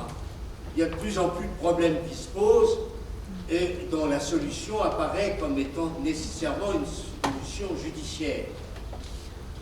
On n'arrive pas toujours à d'autres solutions qui seraient sans doute préférables qu'une solution judiciaire. Alors, le juge finalement finit par s'emparer de tout, répond d'abord, évidemment, aux questions qu'on lui pose. Et le juge ne peut pas non plus dire « ça ne m'intéresse pas, je ne regarde pas », il est tenu, bien sûr, d'essayer de résoudre le problème. Il s'agit, je le répète, d'un problème familial ou d'un autre problème beaucoup plus important. Alors, il y a un phénomène général de la judiciarisation. Car le juge, maintenant, et j'ai essayé de le dire tout à l'heure sans doute en m'exprimant mal, le juge prend, aidé en cela par les médias, un véritable pouvoir. Or, le juge n'a pas de pouvoir, il n'a qu'une autorité. Or, la judiciarisation est liée à une sorte de parallélisme avec cette notion de pouvoir. Je peux me permettre. Alors, hélas, on le voit dans tous les domaines.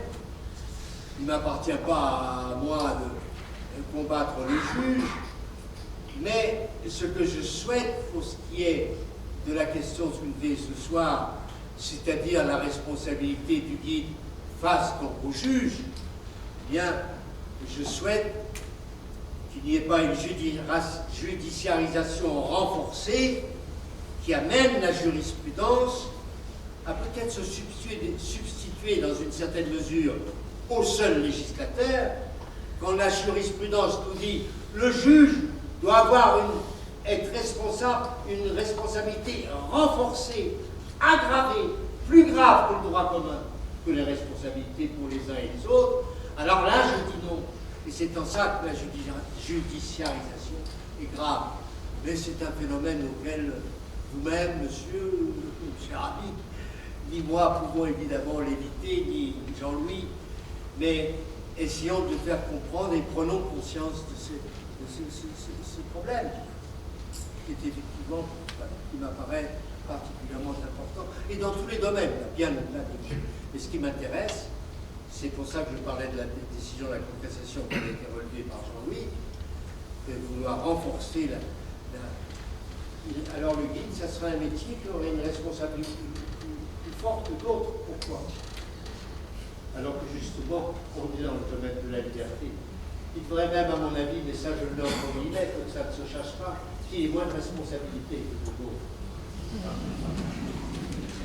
Merci. Mais réponds Jean-Louis, parce que... Quand je vais dans votre sens, il y a aussi une évolution des mentalités de la part du demandeur. Ça c'est vrai. Bah, dis-le, tiens, prends le machin.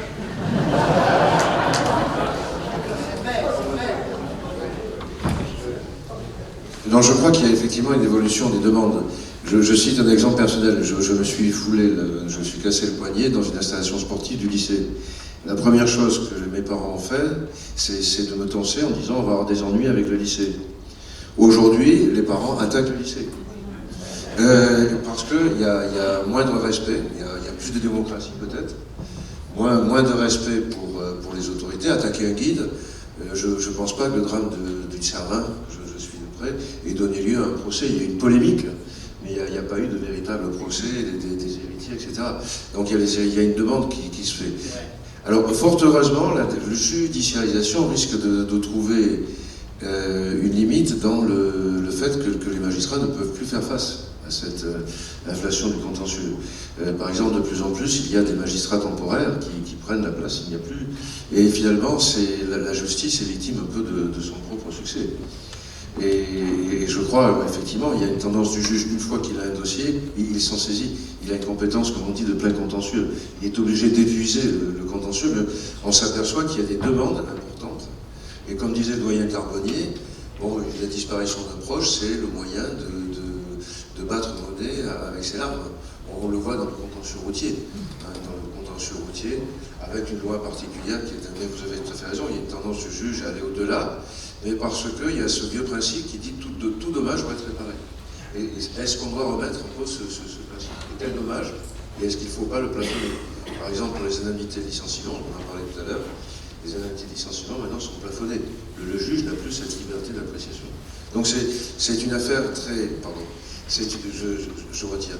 C'est une affaire très complexe et qui fait que je pense une évolution des mentalités de la part des demandeurs. Et les victimes demandent justice. Ce cri de justice est tout à fait important. Voilà. La réponse est en complément de celle du président Mazot. C'est un phénomène. Tu parlais à l'instant de l'école, où là tu aurais eu la discussion avec le patron du collège ou de l'école, et qu'aujourd'hui, ça y est, les parents s'y mettent, etc. C'est la société qui a... Et c'est là la demande excessive. Il y a quelque temps, vous vous souvenez peut-être, c'est un problème normatique qui prouve bien la judiciarisation. Voilà le gosse qui a une mauvaise note, et il dit à ses parents, ben voilà, le professeur m'a touché, quoi. On va dans les détails, et puis les parents vont trouver le professeur, et puis toute la famille, et puis la municipalité derrière, et le professeur se suicide. Donc il y a une imbrication dans la société où tout converge vers le juge. D'ailleurs, il n'en peut plus parce qu'il a trop d'affaires. Mais en dehors de ça, ça ne m'empêche pas de penser profondément que c'est un mal. Nous sommes en face d'un paradoxe. On demande beaucoup, eh bien, résistons à cette trop forte demande. Alors là, de la part du juge, mais ne demandons pas au juge d'aggraver la situation des uns et des autres. Ça s'implique, mais je veux dire, c'est quand même deux problèmes un peu différents. Bon, bah. Espérons. Non, mais il y a d'autres questions, on est là. Justement, Monsieur le Président, vous avez beaucoup parlé... Attendez, je suis vieux et un peu sourd. Monsieur le Président, bonsoir. Vous avez beaucoup parlé du rôle du juge dans cette judiciarisation. La question que je me pose est la suivante. Quelle part les médias, les moyens de communication, dans la manière dont ils traitent les événements de cette nature, quel est leur rôle? Est-ce qu'ils n'ont pas joué un rôle important dans la judiciarisation de ces événements?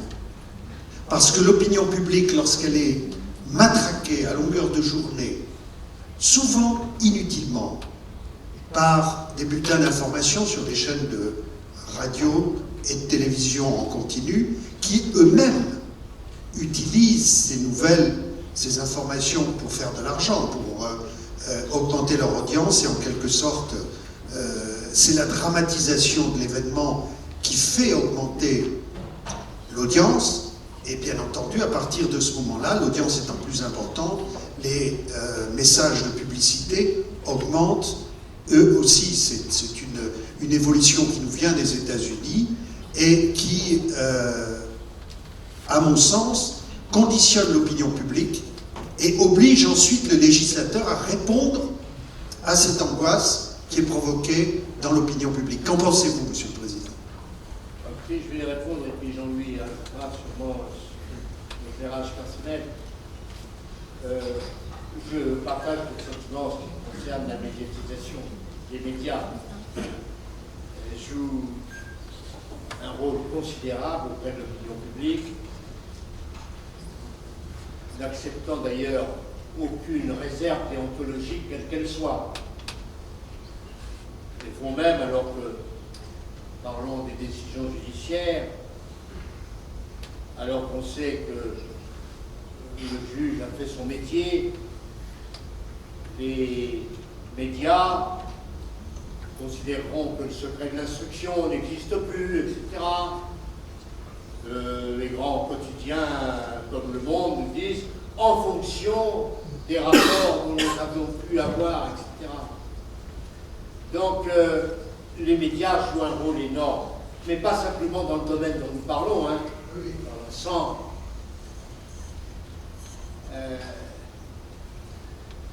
Vous vous souvenez de Georges Pompidou critiquant les médias au sujet d'un retard dans la SNCF.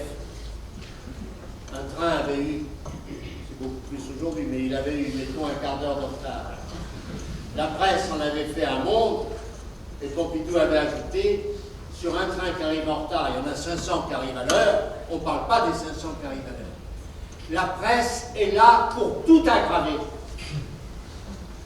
Et on la voit bien combien elle s'intéresse. Évidemment, l'opinion publique suit en redemande, mais tout ce qui touche les procès politiques, où je ne suis pas de ceux qui défendent les politiques, nécessairement parce qu'il y a eu des politiques qui se sont très mal conduits, mais ce n'est pas la totalité d'entre eux. Il y a eu des politiques honnêtes, remarquables, et qui ont montré leur valeur. Mais la presse aujourd'hui, surtout qu'elle ne supporte, elle est tellement protégée, aucune condamnation, rien du tout. D'ailleurs, elle vous attaque, et puis si le juge vous donne raison, il n'y a pas un mot sur le fait que vous avez eu raison et que vous avez été attaqué par cette presse. Donc je suis d'accord avec vous, mais Jean-Louis connaît mieux ses problèmes que moi, il en rajoutera sûrement à titre plus personnel. Je ne me permettrai pas d'en rajouter. Simplement, je dois déplorer la disparition de la presse judiciaire. Il fut un temps où dans les journaux, on avait des comptes rendus des procès. C'est-à-dire qu'effectivement, maintenant, on se focalise sur l'événement. Hein, et on dit, et on insiste sur la responsabilité du guide. Et finalement, le procès passe un petit peu par perte et profit. Il y a une première instance, il y a l'appel, la cour de cassation. Et il arrive même que les juges punissent la victime qui est allée en appel parce qu'elle n'était pas contente de la décision. Donc les juges eux-mêmes ne sont pas forcément contents de cet afflux de demandes. Donc et effectivement, la presse peut condamner et s'intéresse assez peu au procès en lui-même. Un procès à responsabilité, c'est pas marrant, c'est pas une affaire, c'est pas la disparition du jeune Grégory, etc. Un procès à responsabilité, c'est une appréciation, c'est des experts, on nomme des experts, et finalement on s'intéresse à l'événement. Et ce qu'on peut reprocher aussi, c'est que les gens se prêtent à la médiatisation. Parce qu'une télévision, si vous n'intervenez pas à la télévision, il n'y a pas de télévision. C'est que les gens vont à la télévision. Il y a des experts, soit dans tel ou tel domaine, etc. Et donc, effectivement, parfois, il y a une prudence. Quand il y a un événement qui se produit, comment aller juger la responsabilité de tel ou tel? C'est déjà difficile en aval, en amont, c'est considérable. Mais c'est vrai qu'il y a une sorte de... Et ce que je constate souvent, c'est l'hystérie collective que crée la presse. Bon, par exemple, Notre-Dame de Paris, ça crée une hystérie collective. On s'aperçoit que des gens de revenus modestes vont envoyer à Stéphane Bern on se demande, c'est pour ça définitive que certaines de ces personnes, à certaines dictatures, on voit comment elles ont pu naître, une sorte d'hystérie collective qui fait qu'on s'emballe sur tel ou tel sujet, chacun a une avis sur tout. Voilà. Mais c'est une considération purement personnelle, comme vous disiez, monsieur. Bonsoir messieurs, moi j'ai une question, excusez mon incompétence, mais est-ce que vous pouvez préciser la différence entre un juge et un procureur? Et moi, dans ce qu'on entend, dans la presse notamment, j'ai l'impression que le rôle du procureur dans les affaires de justice en montagne est important. Et qu'est-ce qu'il représente? Et voilà, j'ai l'impression que le juge vient peut-être au second plan, c'est mon idée, mais j'aimerais bien que vous m'éclaircissiez là-dessus. Le parquet, Jean-Louis. Non, mais j'ajouterai un mot après. Comme ça. Oui, non, vous avez raison, le parquet est plus connu. Pourquoi? Parce que c'est lui qui intervient en amont. Il y a un accident, le parquet est saisi. Le parquet est saisi, il y a un décès dans le Mont Blanc. Bon, même si la mort est tout à fait explicable, il faut une enquête. Hein. C'est une enquête pour cause, si la disparition n'est pas naturelle, s'il n'y a pas un certificat d'inhumation, il y a une enquête pour disparition. Un avion tombe, il y a une enquête. Donc, le procureur de la République va donc provoquer une enquête, demander. Il dirige l'enquête. Il a sous ses ordres ce qu'on appelle la police judiciaire. Monsieur le préfet, donc il va diligenter une enquête. Et à ce moment-là, c'est lui qui va décider, puisqu'il n'est pas juge. Il apprécie l'opportunité des poursuites. C'est quand même, on parle beaucoup de la judiciarisation, mais le procureur de la République va dire je saisis ou je ne saisis pas. Et très souvent, il ne saisit pas au nom de l'opportunité des poursuites.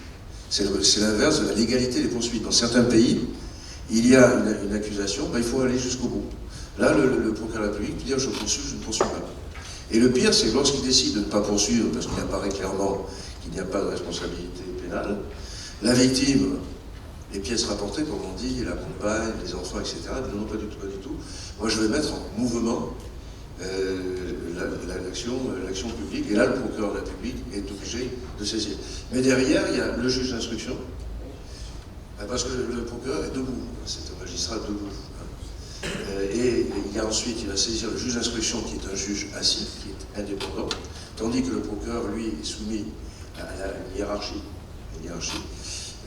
Donc le gouvernement ne peut plus lui donner des instructions maintenant, depuis une réforme initiée par M. Toubon.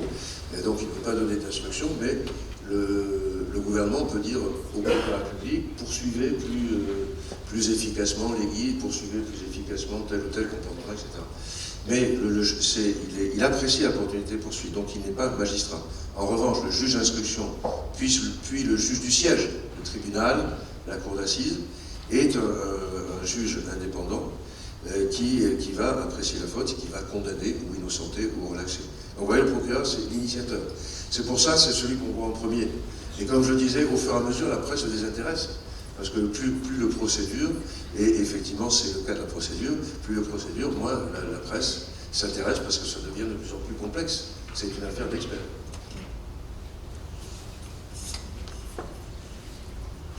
Non, mais j'ai rien à ajouter, monsieur.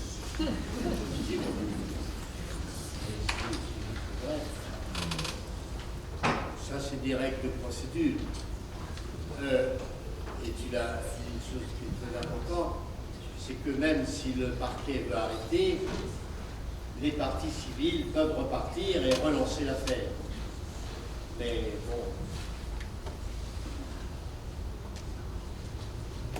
Oui, merci messieurs donc pour cette exploration du monde du droit et effectivement vous nous avez conduit dans les couloirs, les vires et les fissures.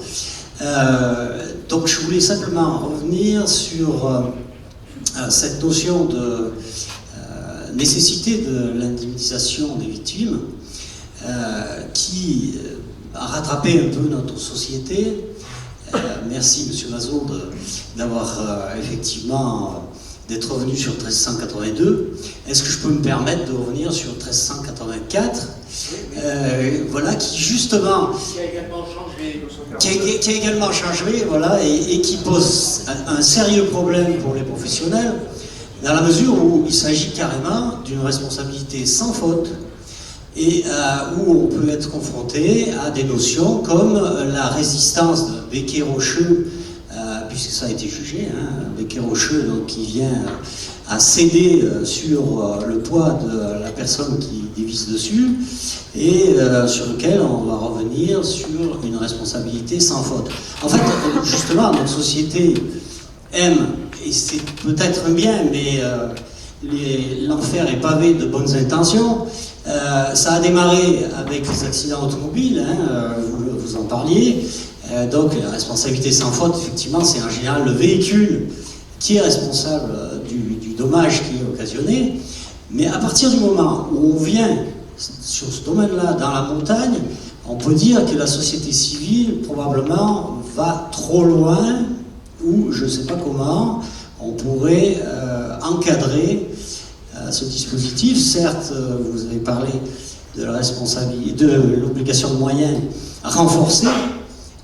Je pense que, enfin, je me permets, pardon, en toute modestie, d'évaluer le principe de la responsabilité sans faute très largement à hauteur de cet élément d'obligation de moyens. Merci. Oui, je vais dire un mot assez compléter. D'abord, 1384, ne parlons pas de responsabilité sans faute, parce que donc on ne poursuit pas le guide, mais l'association au sein de laquelle il se trouve, et ce n'est pas une responsabilité sans faute, parce que l'association peut se retourner en démontrant la faute du guide. Le Club Med a employé un certain nombre de jeunes aspirants guides ou guides. Il y a un accident, il y a des poursuites, il y a tout ce que vous voulez. Il y a donc un problème de responsabilité. Certes, ce n'est pas le guide qui paye, mais si, et ça sera le Club Med, son employeur, mais l'employeur pourra se retourner contre le guide, son employé, parce que vous avez commis une faute. À cela s'ajoute d'ailleurs le problème des assurances, mais ne complétons pas trop les choses. Mais voilà ma réponse, mais tu en as d'autres, Jean-Louis. Attendez, je pensais, moi, à la responsabilité du fait des choses. Des choses que l'on a sous sa garde. Eh oui, c'est à ça que je pensais. Bien sûr pas. Oui, mais moi, j'ai traduit dans ce que vous disiez, j'ai peut-être mal compris. Et voilà, oui. Mais il n'y a pas de responsabilité sans faute, parce que, certes, ce n'est pas le Club Med qui emmenait le client, mais le Club Med est obligé de payer. Mais le vrai responsable peut être poursuivi par le Club Med. À vous, monsieur l'aspirant guide, moi j'ai payé pour vous, mais vous avez commis une grave faute. Elle est démontrée maintenant, je le montre au juge et tout, eh bien, remboursez-moi. En général, c'est pas tout à fait comme ça que ça se passe. Et il vaut mieux, d'ailleurs, on arrive à une solution, comment dirais-je, d'entente, une sorte de compromis. Mais 1384, c'est ça. Alors c'est vrai que ça se pose beaucoup aujourd'hui, vous avez raison de soulever le problème, parce qu'il y a de plus en plus de jeunes qui, n'ayant pas sortant de l'école avec leur diplôme forcément de clients, et se trouvent enrôlés dans ces grandes associations, ce qui pose d'ailleurs un problème pour le syndicat des guides. Et là aussi, ces grandes associations, indirectement, touchent le problème de la profession, parce qu'il y aura de moins en moins de guides, compte tenu des assurances très chères, compte tenu d'un certain nombre d'éléments que nous avons développés tout à l'heure, de moins en moins de guides qui, les jeunes, préférant aller tout de suite vers un employeur, une grande association ou autre. Une partie du métier disparaît quand même un peu. Enfin. Mais tu as des choses à dire, Jean-Louis. Non, je voulais ça. La notion de garde qui est très importante. C'est-à-dire qu'il y a deux situations. Un bloc de rocher vous tombe dessus. Si vous êtes en montagne libre, si j'ose dire, le guide n'est pas gardien de la montagne. C'est la force majeure, en quelque sorte. C'est la force majeure, irrésistible, extérieure, et imprévisible. Voilà, c'est imprévisible.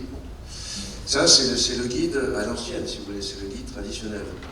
En revanche, si vous entrez dans une association, c'est l'arrêt de la Cour de cassation concernant la Fédération de la montagne, qui a donné lieu à un arrêt de Cour de cassation, et qui a donné lieu d'ailleurs à une initiative du Sénat. Le Sénat a voté une proposition de loi, si M. Louis Kervé, sénateur de Savoie, était là, il pourrait témoigner, pour limiter la responsabilité. Mais là, il s'agissait de tout à fait autre chose.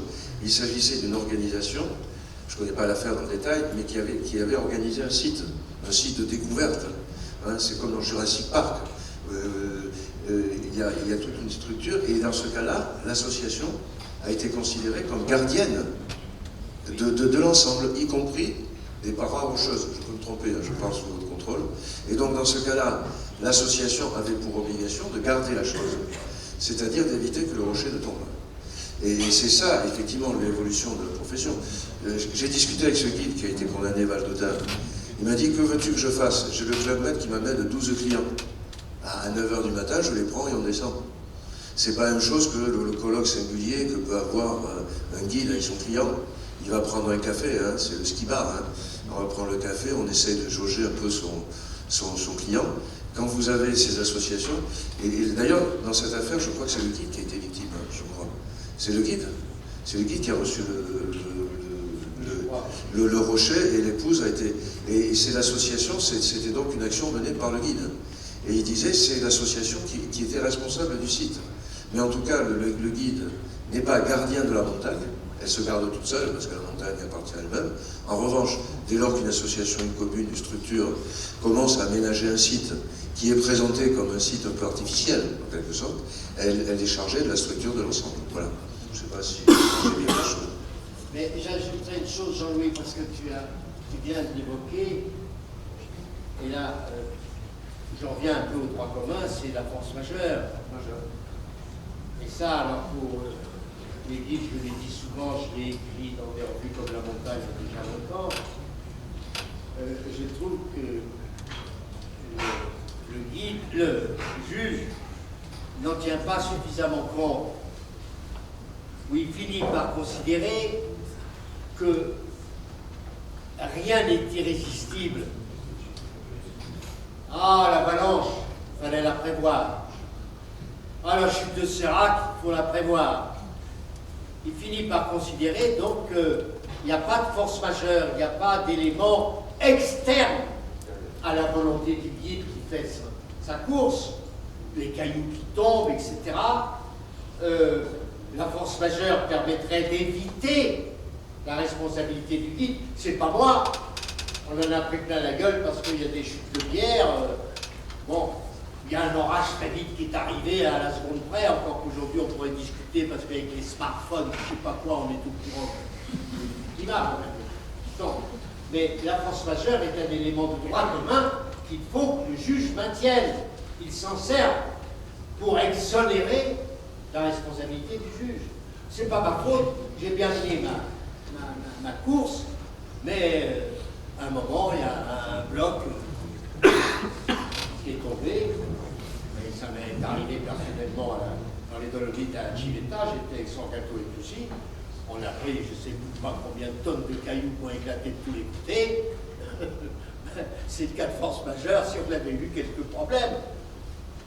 Bon, enfin, ça arrive. Ça, je trouve que les juges doivent en tenir compte. Moi j'ai une question, j'aimerais savoir ce que vous pensez du rôle et du poids de l'expert dans le procès pénal, parce qu'on est dans un domaine, effectivement, c'est un domaine où l'expertise est déterminante, et parfois l'expert va parfois à l'encontre de l'affaire et va peut-être contre le professionnel, et aussi favorable au professionnel. Donc globalement, dans tous les procès pénaux, hein, l'expertise a un poids considérable. Donc j'aimerais avoir votre avis là-dessus. Je vais bien comprendre. Le rôle de l'expert. Ah oui. Le rôle de l'expert. Et effectivement sa proximité avec les professionnels. Bon, on évacue le peloton de gendarmerie de haute montagne, hein, qui est en principe une autorité une administration d'État, et donc effectivement qui est le premier expert. D'ailleurs, on se réfère souvent à l'avis du PGHM. Alors effectivement, ça pose le problème de l'expert. Un principe, c'est que l'expert est important. Deux, il ne lit pas le juge. Et que vous avez la possibilité de demander une contre-expertise. C'est le principe du contradictoire. Si, par exemple, vous êtes une victime, l'expertise dit le guide n'a pas commis la faute, la victime peut demander une contre-expertise. Donc c'est le principe du contradictoire. Mais c'est vrai que l'expert, il sera du domaine de la montagne. Parce que pour connaître les us et coutumes de la montagne, il a une proximité, donc il est sensible aux règles de la montagne. Donc on ne voit pas un expert, c'est un peu ce qu'on critique dans les experts dans le nucléaire. Les experts, ils sont liés à l'industrie nucléaire. Donc mutatis mutandis. Et les experts, ils connaissent bien la montagne, ils connaissent bien, enfin je ne connais pas personnellement, hein, peut-être que vous connaissez mais on va faire appel à un guide, on va faire appel à un président du syndicat, donc on va faire un guide retraité par exemple, qui va pouvoir dire, ben voilà ce que moi j'aurais fait, et on peut penser que le guide qui est en cause a fait ce qu'il devait faire. C'est le principe aussi, hein. J'ai oublié de dire, il y a la présomption d'innocence, le principe de bonne foi, et le principe que le guide a bien fait. Donc il faut bien démontrer qu'il a mal fait. Et finalement, les us et coutumes dont vous avez parlé, Monsieur le Président, et dont j'ai parlé, c'est un peu la loi de la profession. Et il n'y a pas de plus belle loi que la loi qui est forgée par l'expérience et la pratique. C'est pas la loi, un acte unilatéral, on dit maintenant de manière un peu démagogique, à la manière des Gilets jaunes, faite à Paris, c'est pas vrai, qui va dire. Et justement, ce qui est très important, c'est qu'il n'y a pas d'obligation de sécurité dans la profession de guide qui est définie par la loi ou le règlement. En matière maritime, oui, on sait ce que doit faire le capitaine de navire ou le pilote d'avion, etc. Mais il n'y a pas d'obligation. On s'en remet à la conscience du guide, parce que c'est son nom, c'est le guide. C'est lui qui sait en fonction de et qui va juger en fonction d'un faisceau d'éléments. Et l'expert, en principe, sera, entre guillemets, plutôt favorable si le guide a bien agi. Il n'y a pas de raison, me semble-t-il, mais je pense un peu trop. Non, mais c'est tout à fait exact.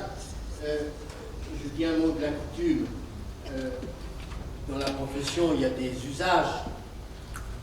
Or, en droit, la coutume est une source de droit.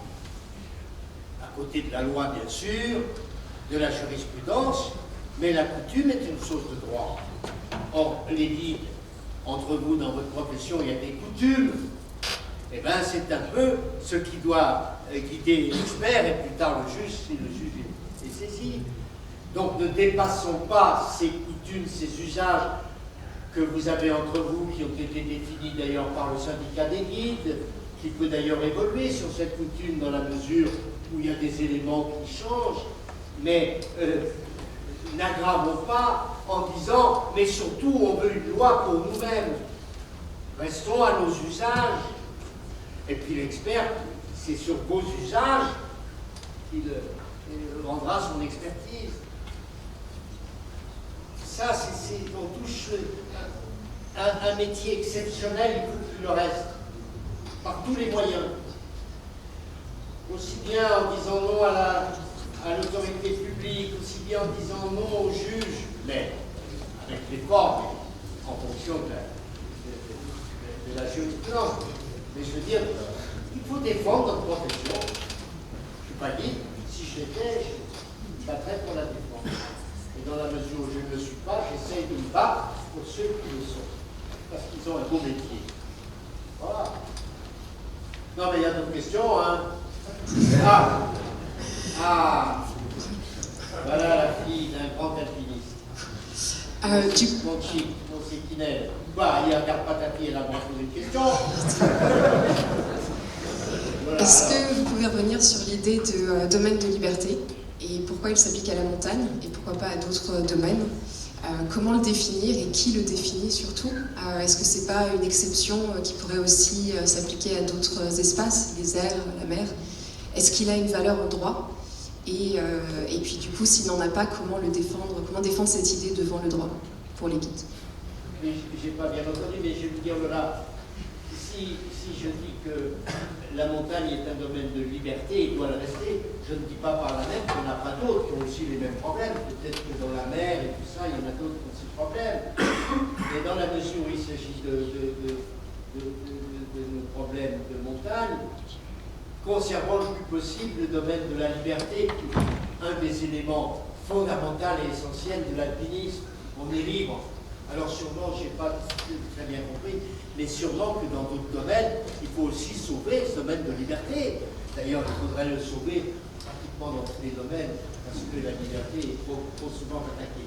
Enfin, pour ce qui concerne la montagne, c'est pour ça que je me battrais pour qu'il y ait le moins de textes politiques, le moins de contraintes, et puis on a envie de bivouaquer tranquille, même si on s'arrête dans l'arrêt sud de la Loire, alors qu'on pourrait sortir au sommet, il fait beau, on est avec un copain et un beau soleil, et ben on va bivouaquer, on est tout content.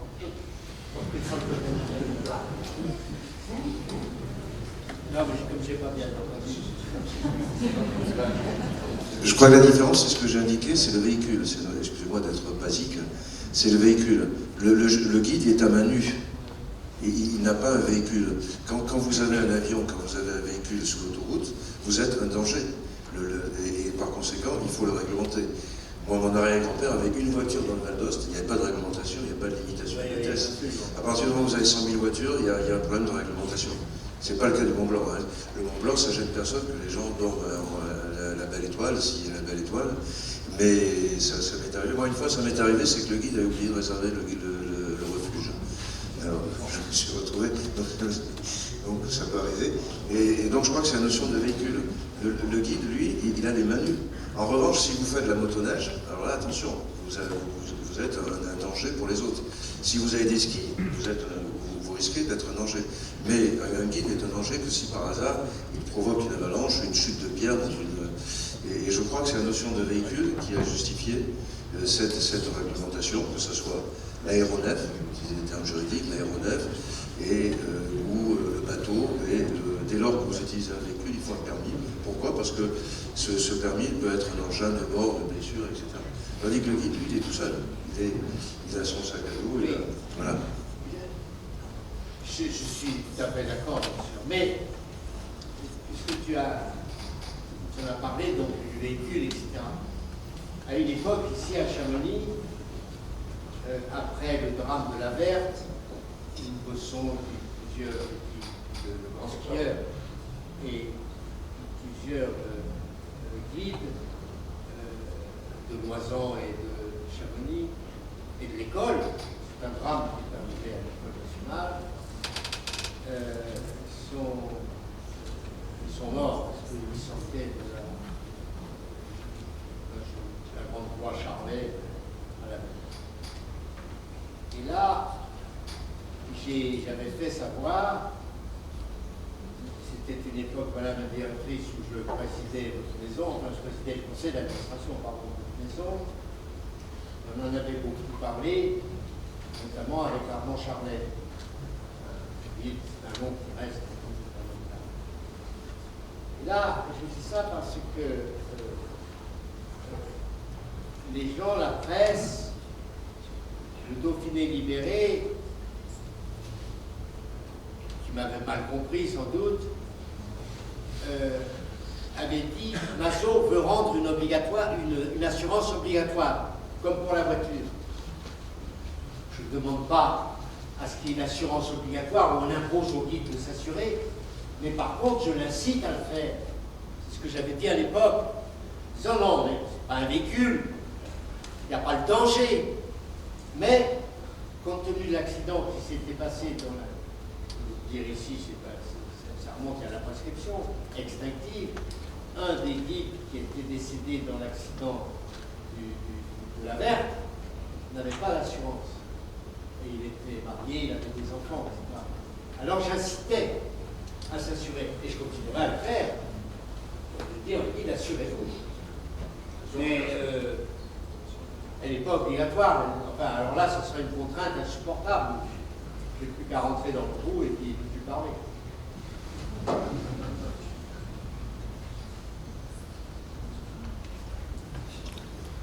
Alors, ils en ont d'autres là.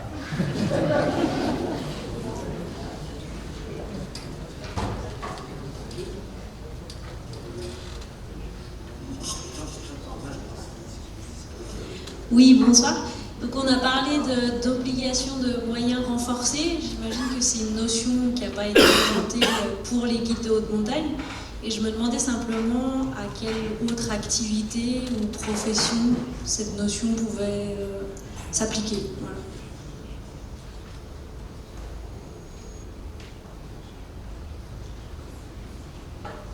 Oui. Alors, oui. Bah, actuellement, c'est exactement ça.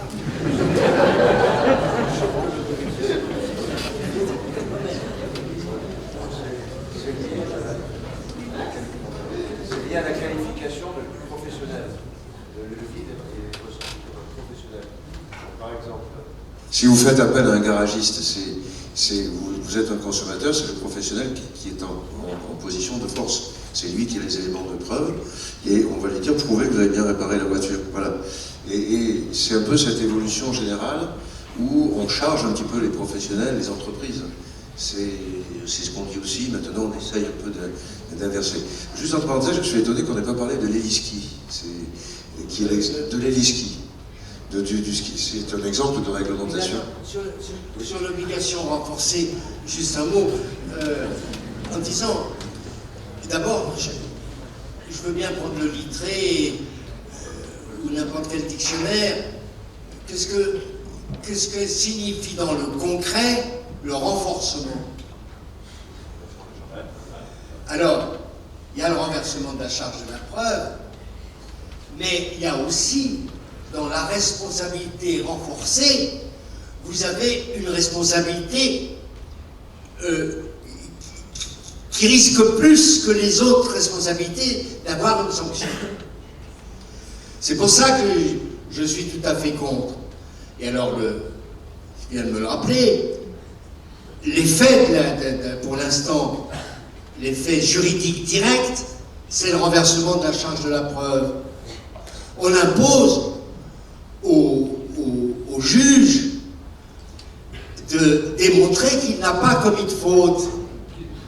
Alors que dans le droit commun, avant qu'on soit renforcé, c'est la victime qui dit « Mais monsieur le juge, vous m'avez mal assuré, ou je sais pas quoi, vous m'avez envoyé un caillou sur la tête parce que j'ai été désagréable, j'en sais rien. » Bon, donc, ça, mais on l'aggrave, renforcé.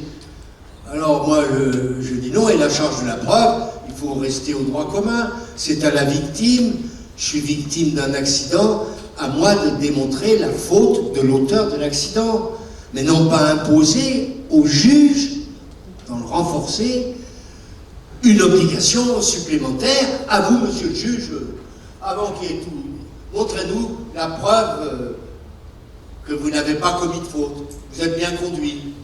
Alors, j'ai assuré normalement et tout, moi je sais pas. Alors c'est la mienne. Une dernière question, et puis Madame Florence Giraud va conclure. Je ne sais pas si on a eu.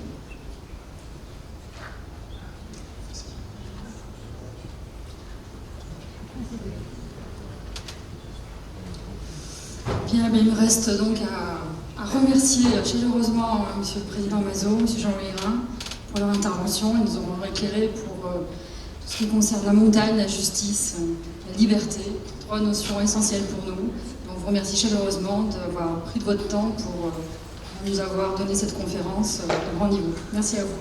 Et merci à vous tous.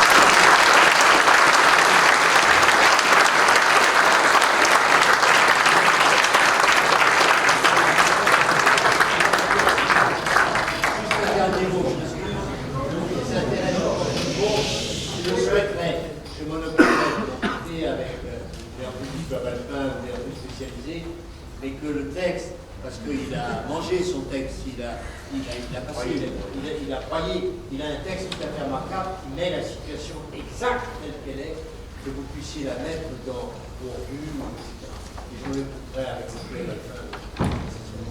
Excusez-moi de vous avoir interrompu, et encore merci de nous avoir reçus.